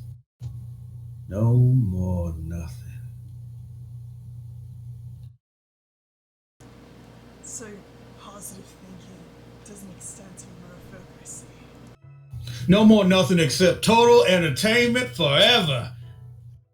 Come on, y'all. Go ahead. Find an empty set. Make yourself at home. And as for you two, points at the both of you, I get the feeling we're going to have a much longer talk about this topic. But don't worry. My sermons are always appropriate for all age groups, races, colors, and creeds. It's not that I want to kill you. It's just that life might be better without you. Won't you consider? He kind of like poses next to a television screen showing a happy earth that is not polluted. Look at these people. They don't exist right now. Technically, your very existence has negated theirs. He points to another screen showing just, it looks like some people grilling and smiling at one another. Those folks over there would have been born if they hadn't been wiped out in World War IV, a war they didn't know anything about, didn't fight in, yet they're dead. Okay. This is sounding kind of racist. Oh, it's only racist if you assume that you are, of course, the only bad things that would need to be fixed. There's many more things. Troublesome priests, possibly Egyptian vampires, I'm not sure on that part. And Does that gosh, include you, if you're a troublesome priest? interesting question. I have accepted the fact, the solution, that perhaps by enacting my dream I may not be able to see it. But I think that is the ultimate sacrifice that any living organism should make for a better world. Even if it means that I don't exist anymore, the world will go on regardless. The question is, do we want it to be a burning ball of hatred and war? Would it be better to make it a paradise? The sort of paradise promised to us by our fathers and their great holy books. I'm thinking, gosh darn it, why don't we just start over? The next 20th century is right around the corner. Is this a cult? As you say that, you gotta do the eye catch and have a break, 5 to 10 minute break for commercials. Is this a cult meet? You have to tell us if you're a cult, otherwise it's entrapment. We know because we're cops, and we have to tell you that we're cops, otherwise it's entrapment. Religious entrapment. You gotta tell me. Yeah, it's entrapment of the soul.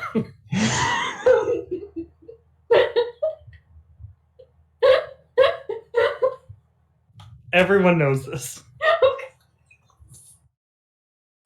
Yes. Okay. We'll be right back.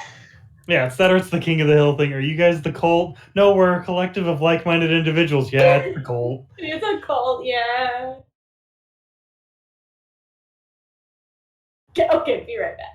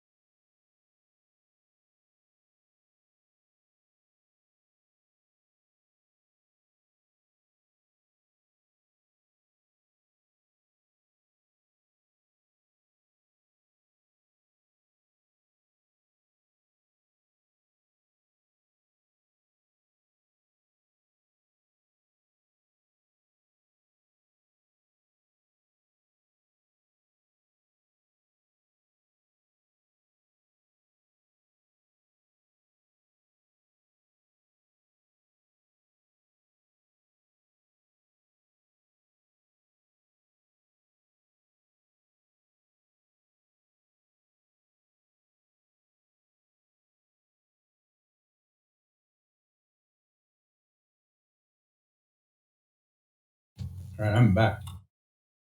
Hello.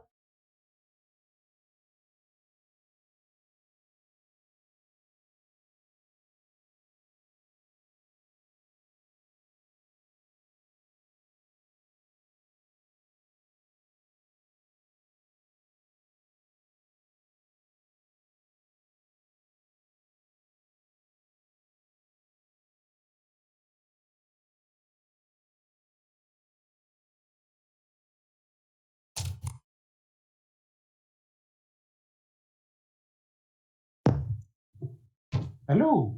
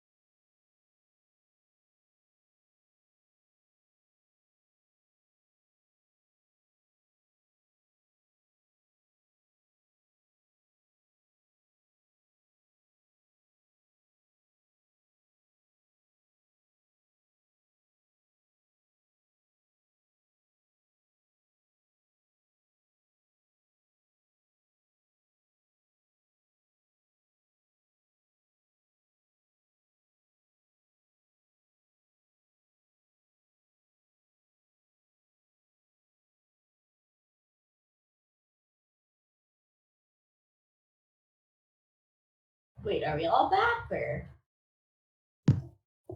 I think so. All right, if we're all back, Wait, Mikey, say something? he's typing. Yes, I am here. Okay. All right.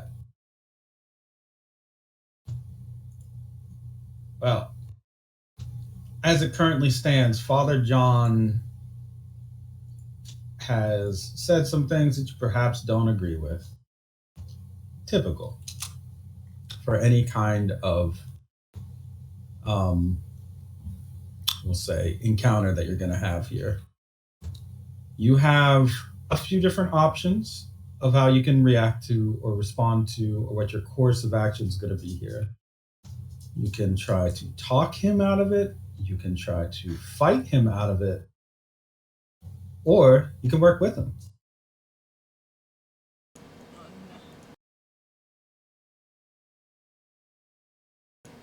He is flanked by an admittedly sedated Helena and an Alsatia. Just the one.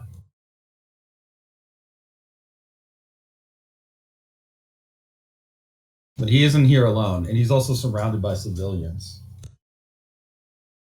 There are a lot of people here who are currently just in worship. So we're going to add some, let's just change some of the scene aspects that you have here.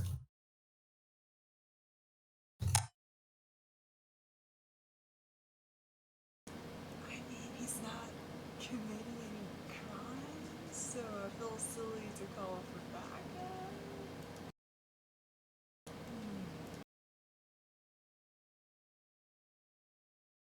Guess we could talk to him.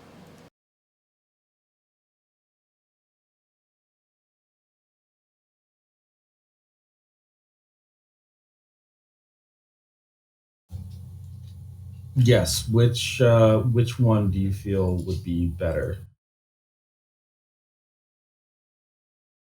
I don't want to fight him because this is a church, and as much as we probably could, I think uh, not a good idea, person. So I do feel like talking to him is going to be a more beneficial way of handling.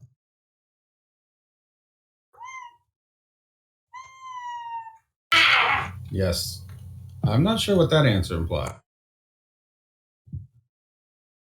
Wah! Categories. I think she's angry. She has a demand.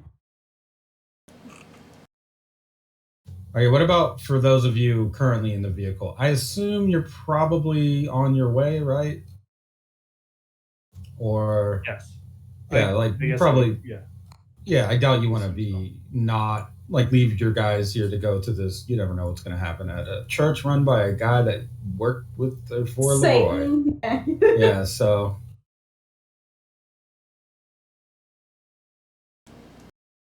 well, what is your opinion? What course of action would you prefer be taken here? Just start talking.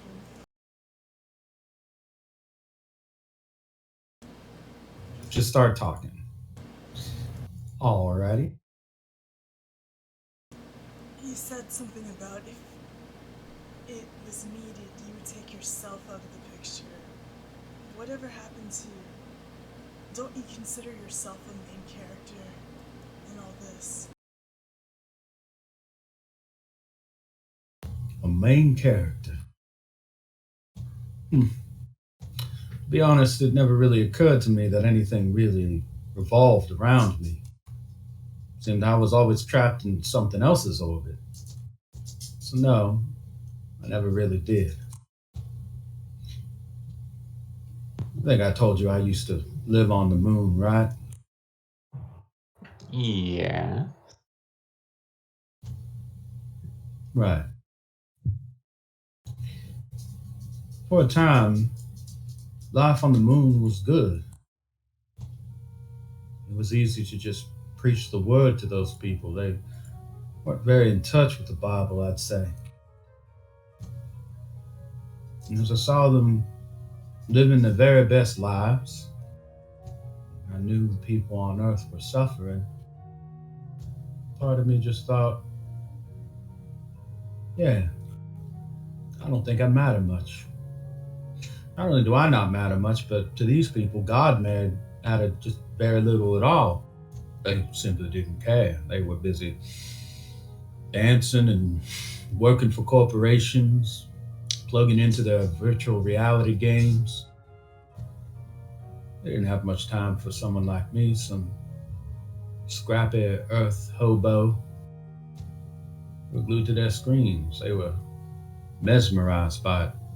And as history ran by them, as it surely did, I watched one by one.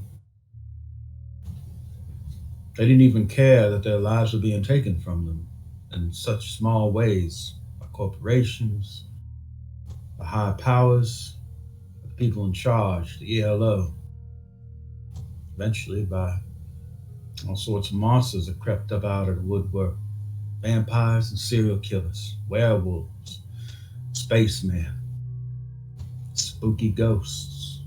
Oh, they were everywhere, you know. These people were fat prey, well-fed little pigs, easy pickings.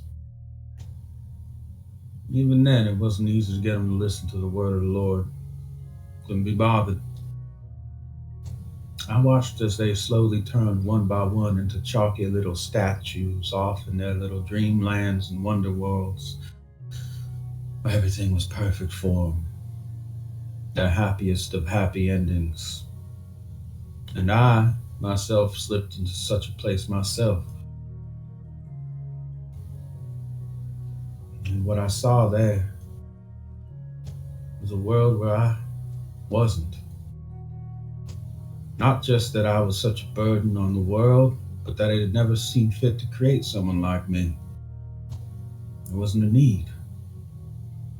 That was my paradise. The people I loved and cared for all got their way. And I wasn't even there to shed a tear that I wasn't there to see it. I was little more than a spirit and a memory thereof, until that too faded to total oblivion. Well, when I woke up, because I had to, I came back to a world that just didn't need anything, I think. It had seen a glimpse of paradise and ultimately rejected that premise. Perfection, it seems, was not good enough. And those that took on the role of egregore decided that that would not be a plan moving forward. They got to decide for everyone where you would go, why you would go there. I don't know that that's exactly fair. Most of them are younger than me. He rubs his beard as he thinks it over. But I don't expect you all to understand this sort of conundrum amongst humanity. The actual reason for one's existence, instead of merely self-preservation, is there purpose to it. The Bible says so. But then, who really wrote the Bible, I wonder? People, is my understanding. No, not quite. Then who? That is where I had my questions answered. Men have, yes, perverted the word of the Lord. But I thought about it long and hard. The entire question of God, the devil, Christ and Antichrist. Did you know I found a peculiar sort of translation of the word Antichrist? They had translated it as Antichrist, as in A-N-T-E, before. That led me down a rabbit hole, I think. I thought about it again and again. The thoughts turned in my head over and over. Do you think maybe God and the devil could be the same person, same entity? The thing that sparked our current course, our evolutionary path. Well, I talked to some strange alien boys that exist in the New World Order. Their stories of creation and their myths sound awfully familiar. A creator God, a patriarch, creating them for a purpose, keeping them along the guided road. Knowing they only needed to be faithful, never to question his plans. No, they barely spoke my language. Most of it communicated in clicks, screams, growls, and hisses. Ear-splitting noise, unknowable knowledge, endless cosmic horror, that sort of thing. Like acid being poured on the brain. Yes, indeed, quite a revelation. And that's when I knew the truth. Finally, I had come to the enlightened conclusion.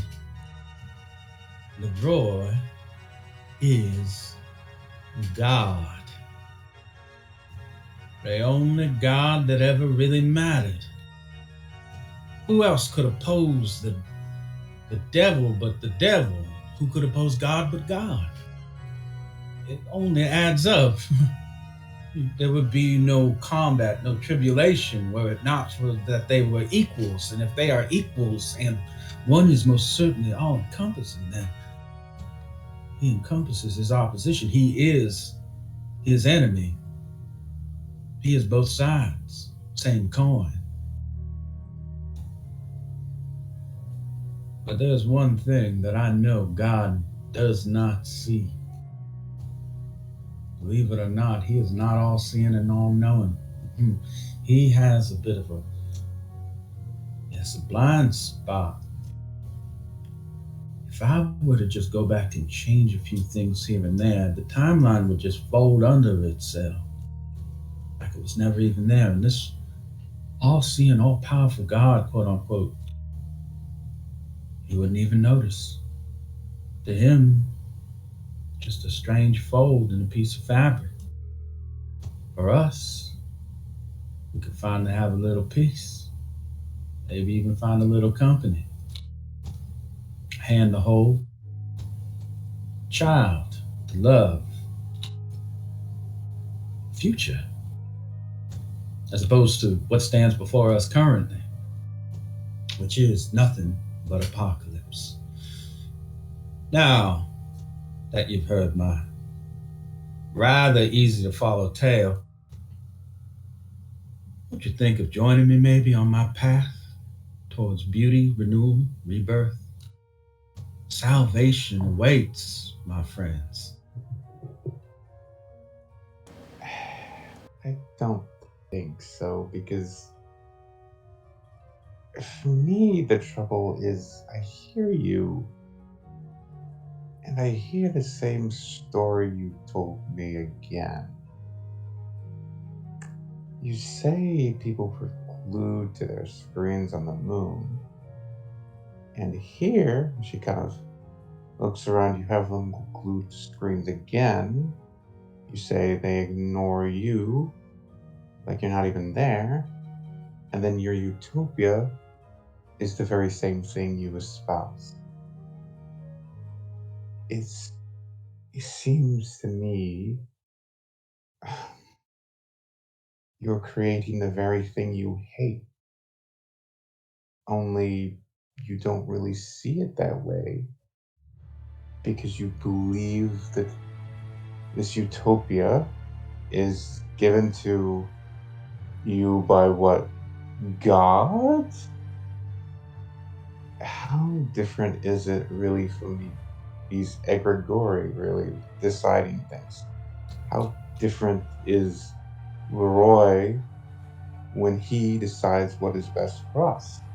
How different is it that instead of these egregori, now we have Leroy deciding things for us? We have Leroy going back and altering things so that our decisions are already made and everything that we have ever done has never mattered. How different is it that it is and feels more like a nihilistic point of view of the world around us? Because that is what it seems to me that you are attempting to say and create, is a world where basically whoever said and put you in that little cocoon wanted in the first place. A stagnant world of nothing, really, where no one matters, no one has a say, no one believes, no one enjoys, no one creates, and everyone is simply a statue in their own perfect world. How is that any different to the world that Leroy wants to create? Because it all seems to me to be the same thing, except now, because he says it nicely, and because you said and seen this letter that says, before Antichrist is before Christ. I mean, you've based your entire philosophy, it seems to me at least, on a belief system that doesn't have any room for anyone else. And rather than creating a utopia of peace, it creates a utopia of one.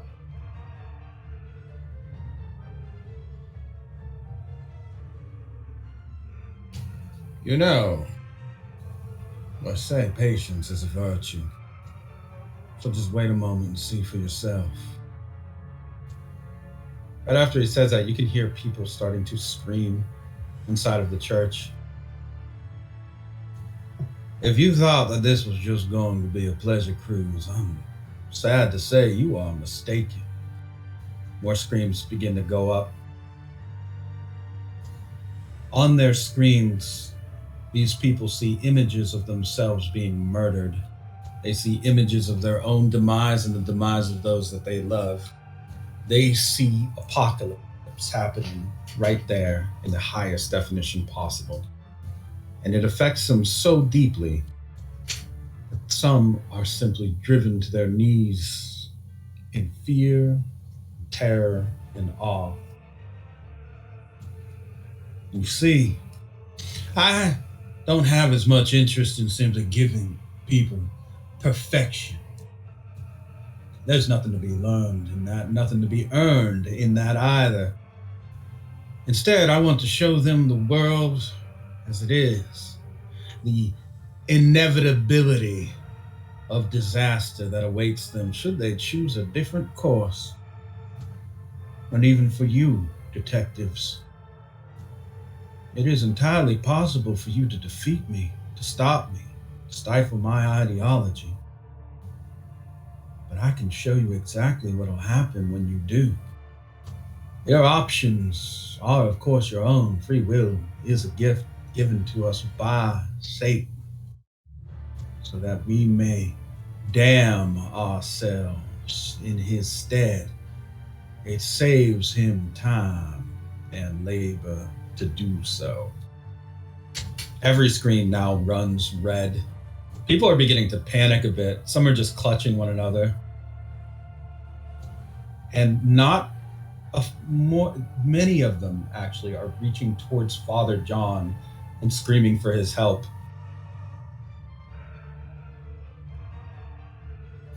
He motions towards the crowd. They're not reaching out for the police.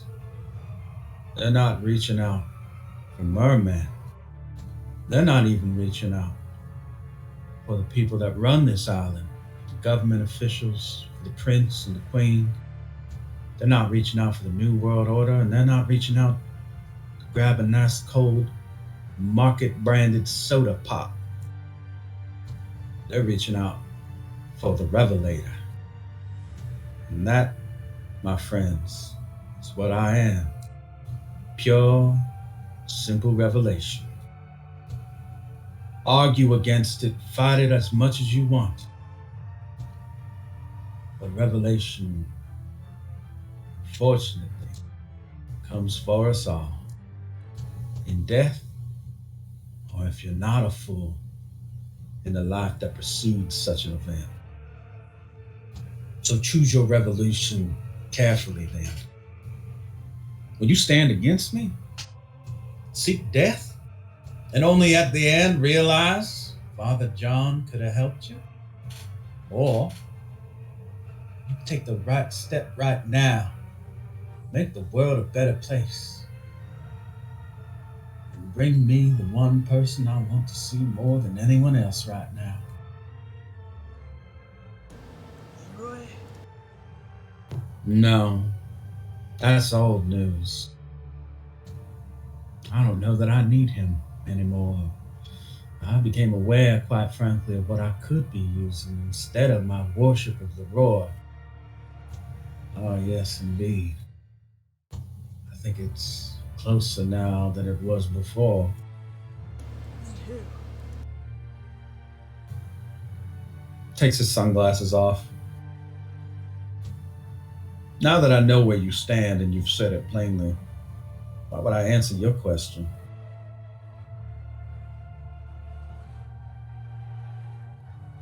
Because we're still in negotiations, in my mind. Motions towards Claudia. She don't seem much of the negotiating type. You did say we all have our own free will according to certain people. Well, I do think you're wrong. I choose my own free will in this case. Far from any gods claim it. What I choose to do is what I choose to do. No one directs my action except for my own body. Are you sure about that, detective?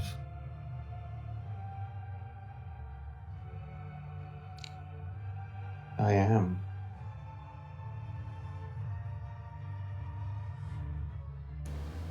Well, who else would it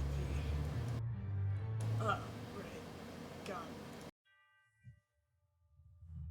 it. No, I don't believe that to be true either in this particular church. Your actions are guided by one person and one person alone. That would be the owner and operator of One Stand, Pure Comedy. As you've already surmised, this is no ordinary church. Think of it as being a manifestation of everything that I've built up to this point. All the understandings and experiences that I have gained in my time on this world and many others. This is no mere house of worship.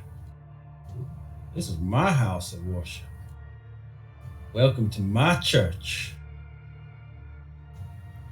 Puts his hands together in prayer again, closes his eyes, then reopens them, revealing that they look a bit like stained glass, cracked.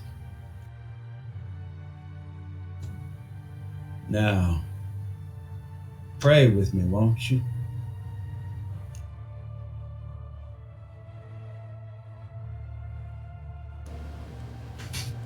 Afraid we're,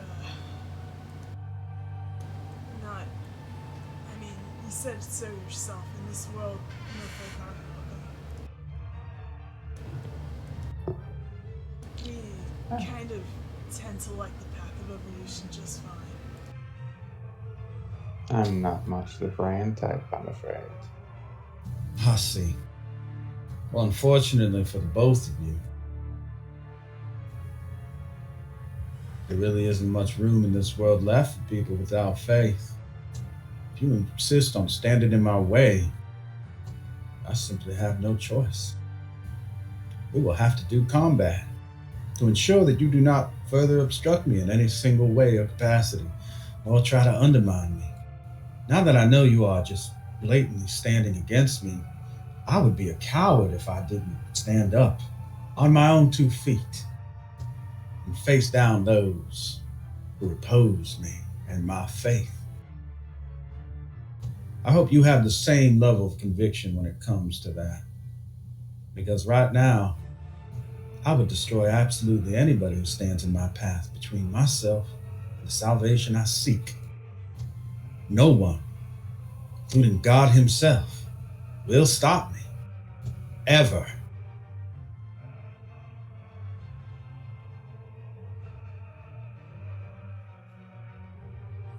Alright, I'd say you're being pretty loud and clear.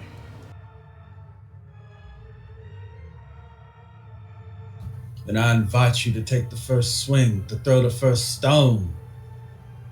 Shall I provoke you into it? Make sure to appease your sense of justice so that you feel that you are in the right. He reaches out quickly and grabs hold of a very scared young man by the back of his neck and holds him up.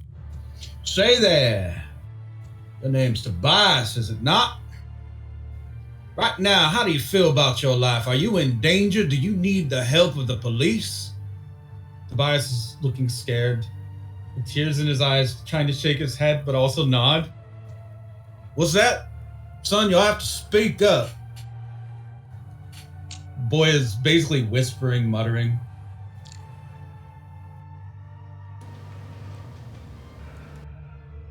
No threats are unbecoming of you, Father. You're really gonna risk making a scene in front of all of your congregation? This place just opened, it seems like. Put him down. I mean, these people? He thumbs at all the followers who are currently crying and rolling around on the floor. Haven't you paid attention? Humanity is addicted to apocalyptic scripture and blathering. They love this stuff. It wasn't for me, it'd be somebody else, I'm sure, but they'll be back, don't worry. I've already had a few of them basically sign over their houses to me. They'll keep the church going. This money from the faithful was part of what went into repaying for all that road damage caused by Miss Wolfhouse. We'll Just won't be very long at all before I get government officials and higher up, some of your bosses, to join my church. This is inevitable. The nature of Black Swan lies in inevitability, and those who have been touched by it and have made pacts with it live in that course and that flow. Catastrophe is but one end, but it is inevitable. That day shall come. I seek to guide it towards something a bit more peaceful and humane. And you stand opposed to that because you believe in this foolish notion of, well, I don't really know. Doesn't really matter. He shakes Tobias, who's beginning to now cry quite hard. You need to stop using those words. You know what? And he's gonna attack. She's gonna, so, sword comes out. She's gonna spin and like just kind of like tear through these screens as she like swipes at this dude. You know, careful not to hit Tobias. Flip all those tables. Flip them. Flip the tables. It's just a spray of like liquid light with this slash too, so. You go to do that. You slice through some of the screens, you get towards him, your blade stops just a hair's breadth away from striking him and just stands there. You can't move past something. There's some kind of barrier in the way. But on one of the screens nearby, you can see a scene you're playing through of yourself slicing through Father John and him falling dead in half. The humanoid figure that manifests near him, pure comedy, places its hands on his shoulders and raises its second pair of hands up towards the sky in exaltation once again. I'm afraid I've removed that possibility from this timeline. Pure comedy has that ability. You get your satisfaction. Look over there. He points towards the screen where you have cut him in half and are cheering over his dead body. You've won, see? Just as good as the real thing. Stare at it for long enough, you can get lost in a world like that.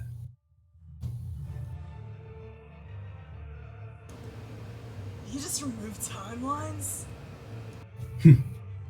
Something like that. I allow it to happen somewhere, but not here. That way, there is no paradox, no conflict. Splitting off branches forever away from me. Now, what's a silly little sword gonna do against something like that, girl? You should know better. Can she back up or is she frozen? Yeah, you can back up away from him. Alright, yeah. She's not sure, so she'll back up for now. Alright, Mikey and Ice Peak. I believe you were on your way. Oh, yes.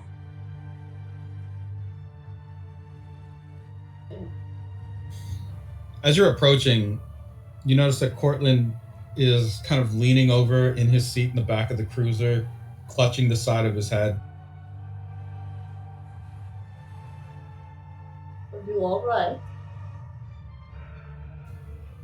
He opens one eye to say, yeah, I guess I do need more sleep. A headache, I think. No, my head's pounding.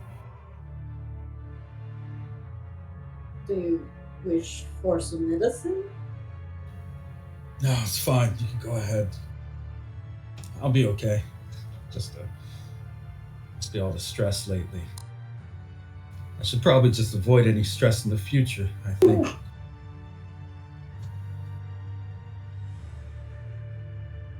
That will be difficult with everything.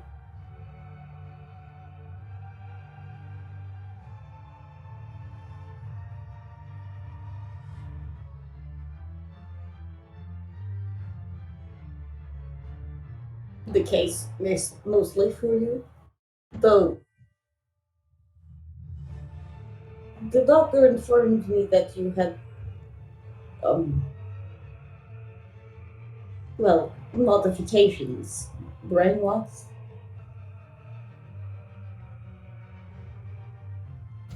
Yes, the meeting was just 262 hours ago. I remember quite clearly. The doctor came in approximately 13:11. She was late. He was late because of a joke someone told him in the elevator. He had to stop to think about it. He had a drink of water and then walked in, gave her the news, then he left. Approximately 20:32, he got home. Courtland seems like you're a doctor, he seems like he's about to go into a seizure. Oh. What generally for seizures, don't you like lay people back and sort of make sure they don't bite their own tongue? I guess. Yeah, you would need to do that in this case. Yeah, I'll start laying him back in, I guess, the backseat of the car and like put his head back, I guess, on my lap.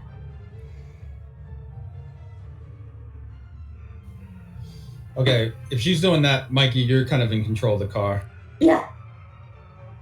It's either that or a single hand is driving. Well, I was gonna say we're both so weird and slimy. It's probably such an easy transition. Like her eels just kind of she just kind of shifts out of the way as he slides in. Yeah, we don't even have to stop driving.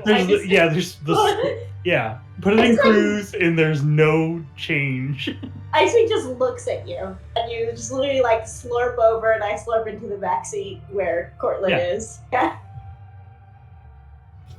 All right, you are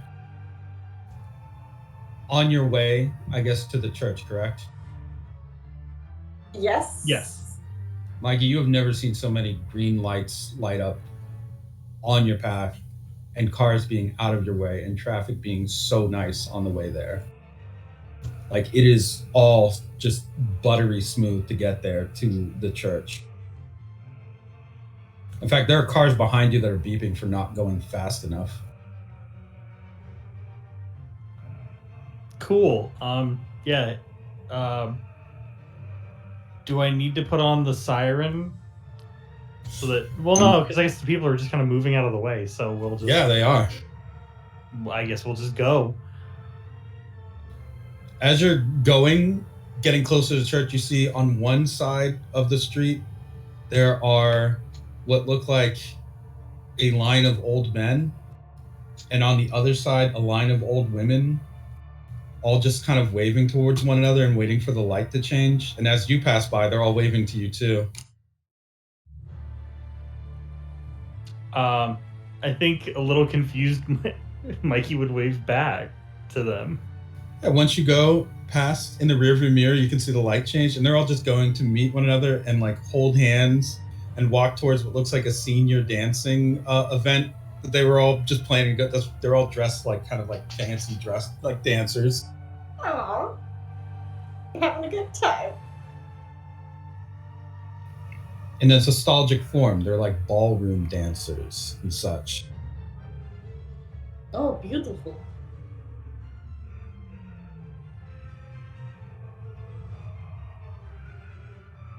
But strange. Yeah. Today's been a strange day. You know what? The past few days have been strange days for traffic and city planning. But you know what? We're using it to our advantage. Is this you, Courtland? Courtland is now full on. The only thing keeping him from having a seizure is probably your medical intervention. Okay. He's not doing well. Is he doing worse as we get closer? Because that might be an issue. Because we need to get there. It seems it. Yeah, Mikey just kind of like... His head turns, but obviously he has enough eyes that he still has eyes on the road. But he is kind of doing like a very flat, like kind of clenched teeth smile, and he's just like, I don't think should we drop him off somewhere? Would that help at all? I can split in two if necessary.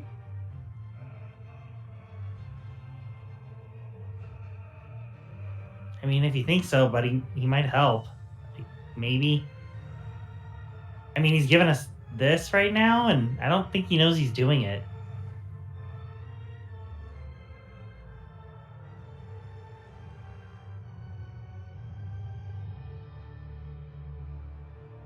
Or at least some part of him isn't aware that he's doing it. The rest of it seems to be running things. Am I aware of the flow? There seems to be a flow, but you're not sure what it is. If only Stone Sour could have given better instruction or longer instruction. Okay. Then my character does not know. I suppose we could go, but he is in immense pain. Yeah. I mean, it's up to you. You're the medical doctor. I mean, could it be one of those things where if we push through to the other side, there's going to be a breakthrough, or? To my knowledge, would be getting him to a hospital a good idea now? Hard to say. He doesn't have typical anatomy. Something like a seizure technically shouldn't even be possible considering his lack of a brain. Lack of a brain, yeah. Sorry. Yeah. I was going to say before. Yeah. Sorry. You go ahead. We need someone with cybernetic knowledge, I guess. Yes. Claudia, you have a compel right now. This compel is based off of your I'm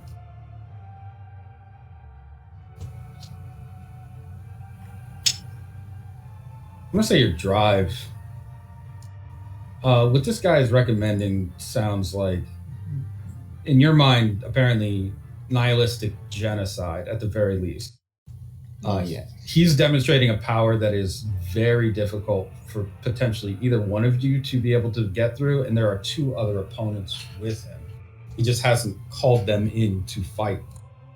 It's just you and Detective Orinoco here, and these people are kind of the civilians here are being psychically tormented, it seems, by what they're seeing on the screen, which is their dream worlds being shattered violently by acts of murder and sometimes sadism and apocalypse.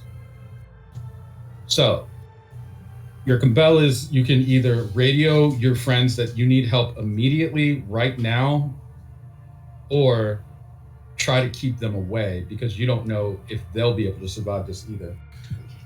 So you can fight the compel by spending a fate point, or you can eat it and get one back.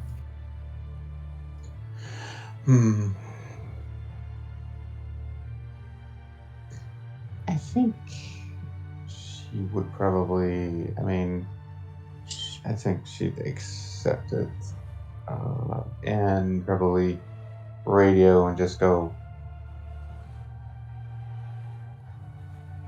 too dangerous, stay away. Oh, so you're paying your fate point, or you're paying a fate point.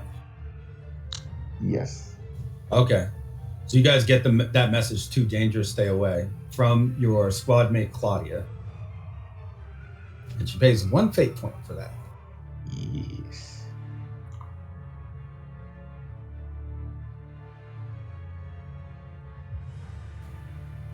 I think in that case, then Mikey would find a good spot to park. I assume that would just kind of happen based on the luck we're having. Every time you try to, somebody pulls into the spot before you do. Yeah, so I guess he's kind of stopped now trying to find a parking space, and having read the message, he turns to Ice and goes, I don't think we're not supposed to go. I think his powers are in fact issuing us the force.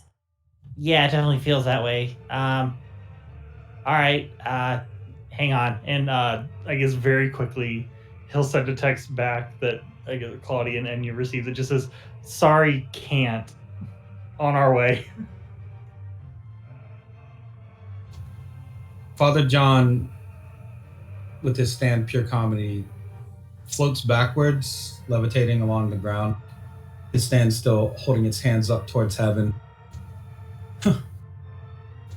Seems there's some truth to what I've learned. I can already feel that sort of pull, like on the moon. Gravity is but one flow, is it not?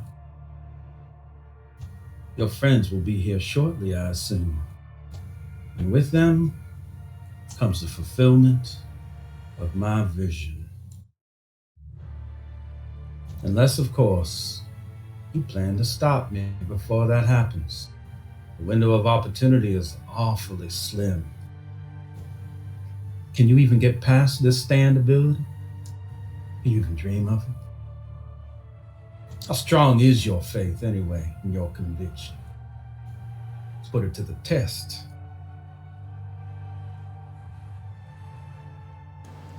And he's just gonna start swiping at screens. They do break. As a response.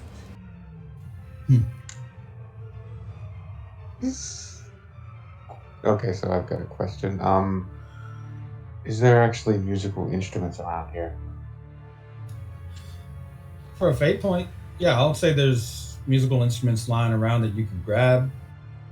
Can you pay it? I will pay that fate point. Okay. Then you can have whatever musical instrument you are interested in having, or combination thereof. All right.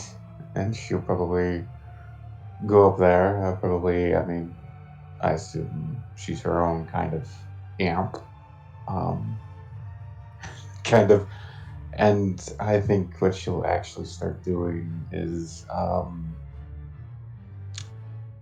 instead of resisting him, and all this, is she's actually going to recall Corrido's song and actually start just singing it, kind of like amping, like kind of playing the amp, singing it up, and yeah, pretty much like just trying to turn the mood a little bit different. Oh god, this is a Nia battle now. I'm trying to influence.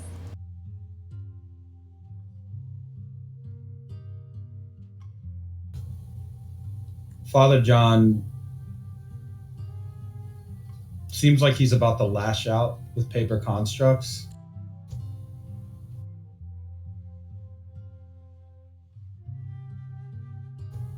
But he lowers himself back to the ground and disperses them.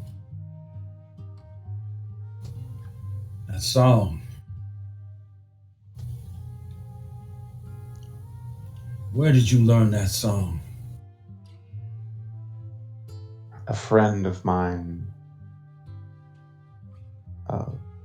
Corrido. Zobolote?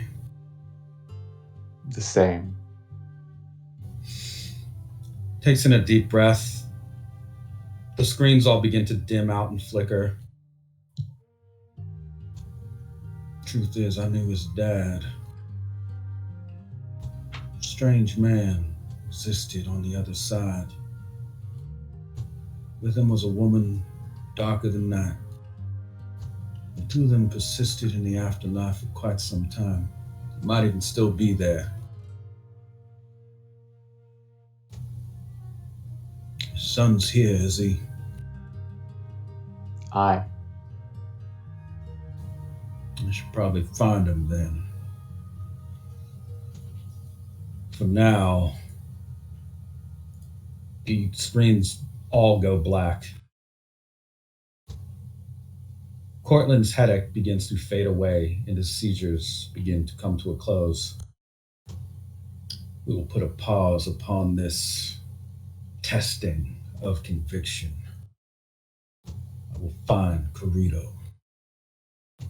It's important to me to tie up any loose ends before the big event. And he is a loose end that I swore to his father I would see to. As for the two of you, You are politely banned from setting foot in my church ever again. I must unfortunately excommunicate you from my congregation. I do not want to see you darken my doorsteps, and if I do again, I will most certainly file a lawsuit for harassment by the police of this city. I do not recommend that you test me on this. That's fine and civilized, although no promises if 911 is called from there. Of course, I understand legal procedures must be followed. They do have precedence over civil liability. We'll be going then. And she's like shiftily eyed looking around, unsure. Just seems so abrupt, is all. You don't understand. I see. Tanayo Zopolore had a hard life. Soldier. Eventually a spirit of his people. In this ruined earth, he was able to find some place. He walked amongst the stars in a place where souls go.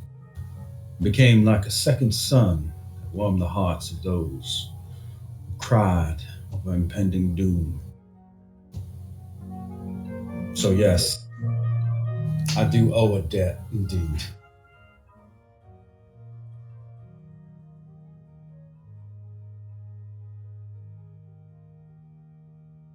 He turns his back to the both of you and goes back to praying. All of you gathered here today have witnessed a sort of miracle. You see, in this time of darkness, how quickly heaven turns to hell, how paradise becomes purgatory. Punishment awaits those who do not seize the glory of today, as it did yesterday and will tomorrow. Gather yourselves. I feel another sermon coming on. Yes, I do. Quickly now. And as for you, he grabs Tobias by the back of the neck again and then starts straightening out his clothes. Sorry about that, roughing you up and whatnot. Just doing a little bit of the Holy Spirit act. Fine, Brimstone. You know how it is, son. Scruffs his hair a little. Tobias is still muttering and shaking his head, nearly in tears. And he's just gonna do a really brief nod and start to head out, respecting the new terms. Yeah. Claudia she'll stay just a moment to kind of appreciate the scene and then, slowly make her way out. Father John thinks back to a time when he was at his very darkest and with an old background world headset logged on and created his own group. Time to say goodbye. He sat there at the lake where the widower sat by himself with a gun in his lap. He watched virtual sunsets fall on digital horizons. And then a fiery figure approached him and asked him, crazy or something? Must be some kind of idiot who comes to a video game to say goodbye. Get on your feet, fool. You have some learning to do. He looks back. His face lights up with illumination from the bright and burning aura of the background world's own sort of guardian deity, Denayo, or Tona, the sun chaser, as he had become in death. Father John thinks back on that memory as being perhaps the only reason he is here today. As for you, Mikey and Ice Peak, by the time you eventually get to the church, I mean, you do see there are people outside crying. Some of them are weeping very heavy tears, I'll say, and others are comforting them. And your squad mates, Enya and Claudia, who I assume are leaving the church, correct? Yeah. Yes. What did you do? We I listened. told you Okay, it was too dangerous. Let's just say we helped the man remember again.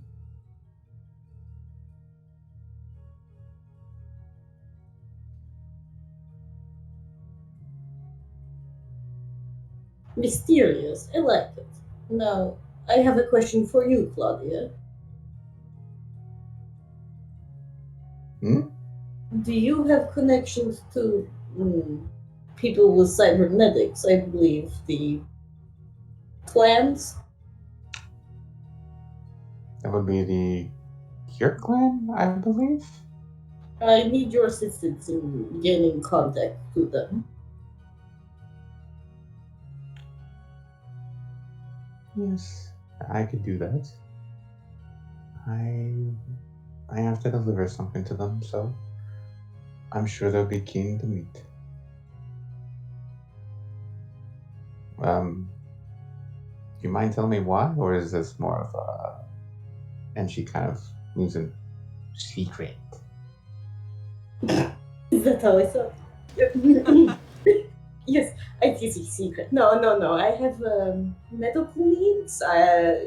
Cybernetic medical needs. I'm literally holding Courtland. Does he look like? Does he look no good? Yeah, he looks pretty wiped out, pale, cold sweat. He did just almost suffer a pretty traumatic seizure. And then she'll probably kind of put two and two together and lean back, go, okay, yeah, no problem then. It may take a little bit. Jiro and Chu tend to be kind of busy sometimes, but I'm sure I can get through them.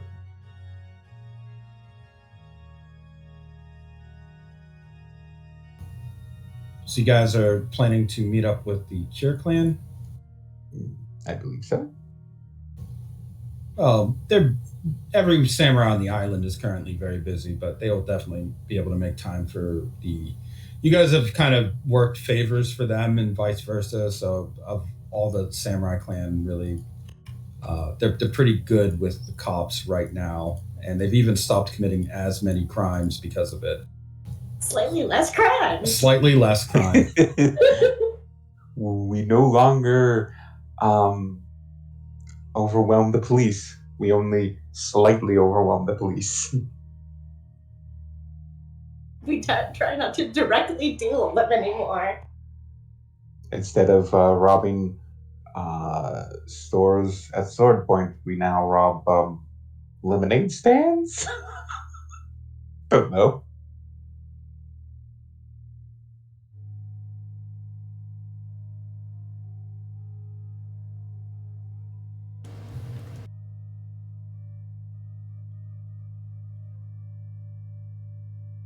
Meanwhile, the cellmate of Courtland Kingswood Oh no. has decided that today's stress has brought him too much in the way of trouble and has gone on a small journey to get a little bit more contraband. He puts his door handle to the wall, turns it, and pulls open a door marked with strange glyphs that glow. Beyond the door is a dark hallway. He walks through it, uncertain, then opens the door on the other side of the corridor. He finds the lights are dimmed and there are red klaxons going off. Before he knows it, he is pulled in and the door is shut behind him. A bag is thrown over his head, and he is brought to a room, carried underneath his arms, thrown into a chair, his hands zip-tied behind his back.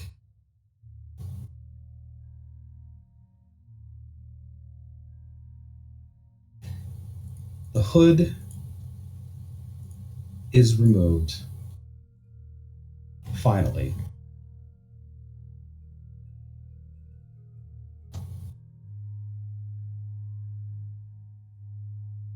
He finds himself in a dark room, surrounded by people he does not know. His eyes need time to adjust to the darkness.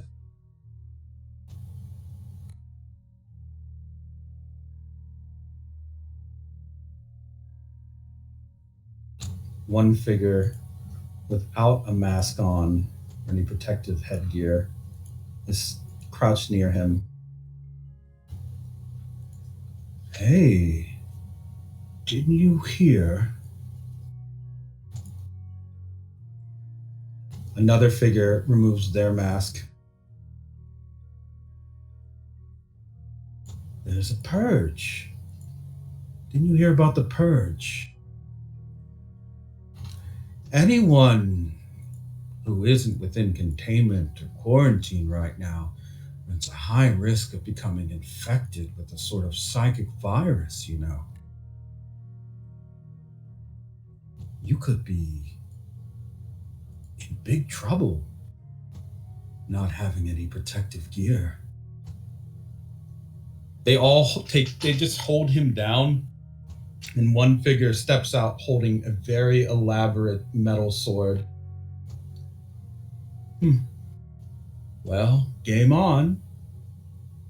You see him stab the sword into the cellmate, whose face begins to warp, distort, and then slowly convert into Leroy's smiling, laughing visage. And the group of them look out at the hallway where they have gathered many people who are dressed in River's operative gear, but with Leroy's face, all staring towards one blast door that simply will not open. Behind the blast door, some of the injured members of Rivers have made their final stand. The claim that the purge had ended was a false one, released likely by one of these infected individuals. As Mars Volta loads his last mega round into an impossible gun, he ponders, could this really be the end?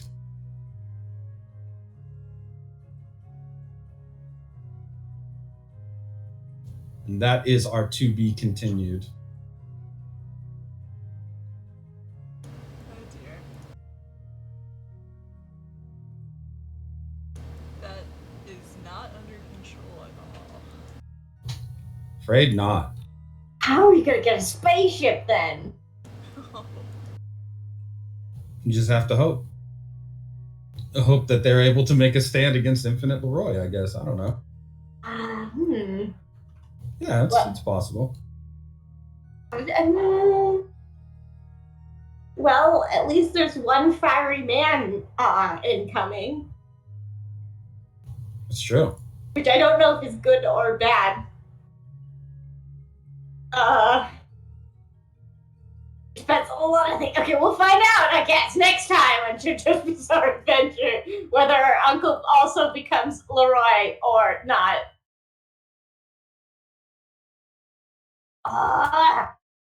Dude, in the afterlife? That was in the lighthouse. Oh. Yeah. Wait, who are you referring to by fiery? Stone Stone Sour. Sour. Oh, right, okay, and then... Our uncle, yeah. In fact, we'll say that is the actual to be continued stinger. Is all the Leroys looking over at a wall that is slowly burning red and bright? He's gonna let him out. To face it. He's gonna let him out. I was gonna say, is he carving like a circle, or is it like there's just a human shaped figure, like red figure? He's just pressing himself. Yeah, he's just superheating himself and pressing. That's a very grandma move. Just fucking press yourself to the metal. Come out the other side. Walk through walls, like Grandma used to do. Like Grandma used to. Yeah. Oh, right. That's it. There we go. I was gonna say, I know there's a SpongeBob gift. Where is it? SpongeBob gift for everything. Yes. You know, even if Stone Sour does show up there, he doesn't know who the Rivers people are. Everyone just dies, I guess. Maybe. I'll see. Also, we should probably tell Corito he's got incoming. Yes, I'll be right back. I also, as a slight, I guess, preview, I tried to figure out, for you, Claudia, one of the Lords of Acid is going to be a voice type, sort of. They're like they're blood type, but they have a voice type capability. Because I was like, how do you combine acid and sound? And I think I figured it out. Oh no. Yeah. I don't like that. I don't like that at all.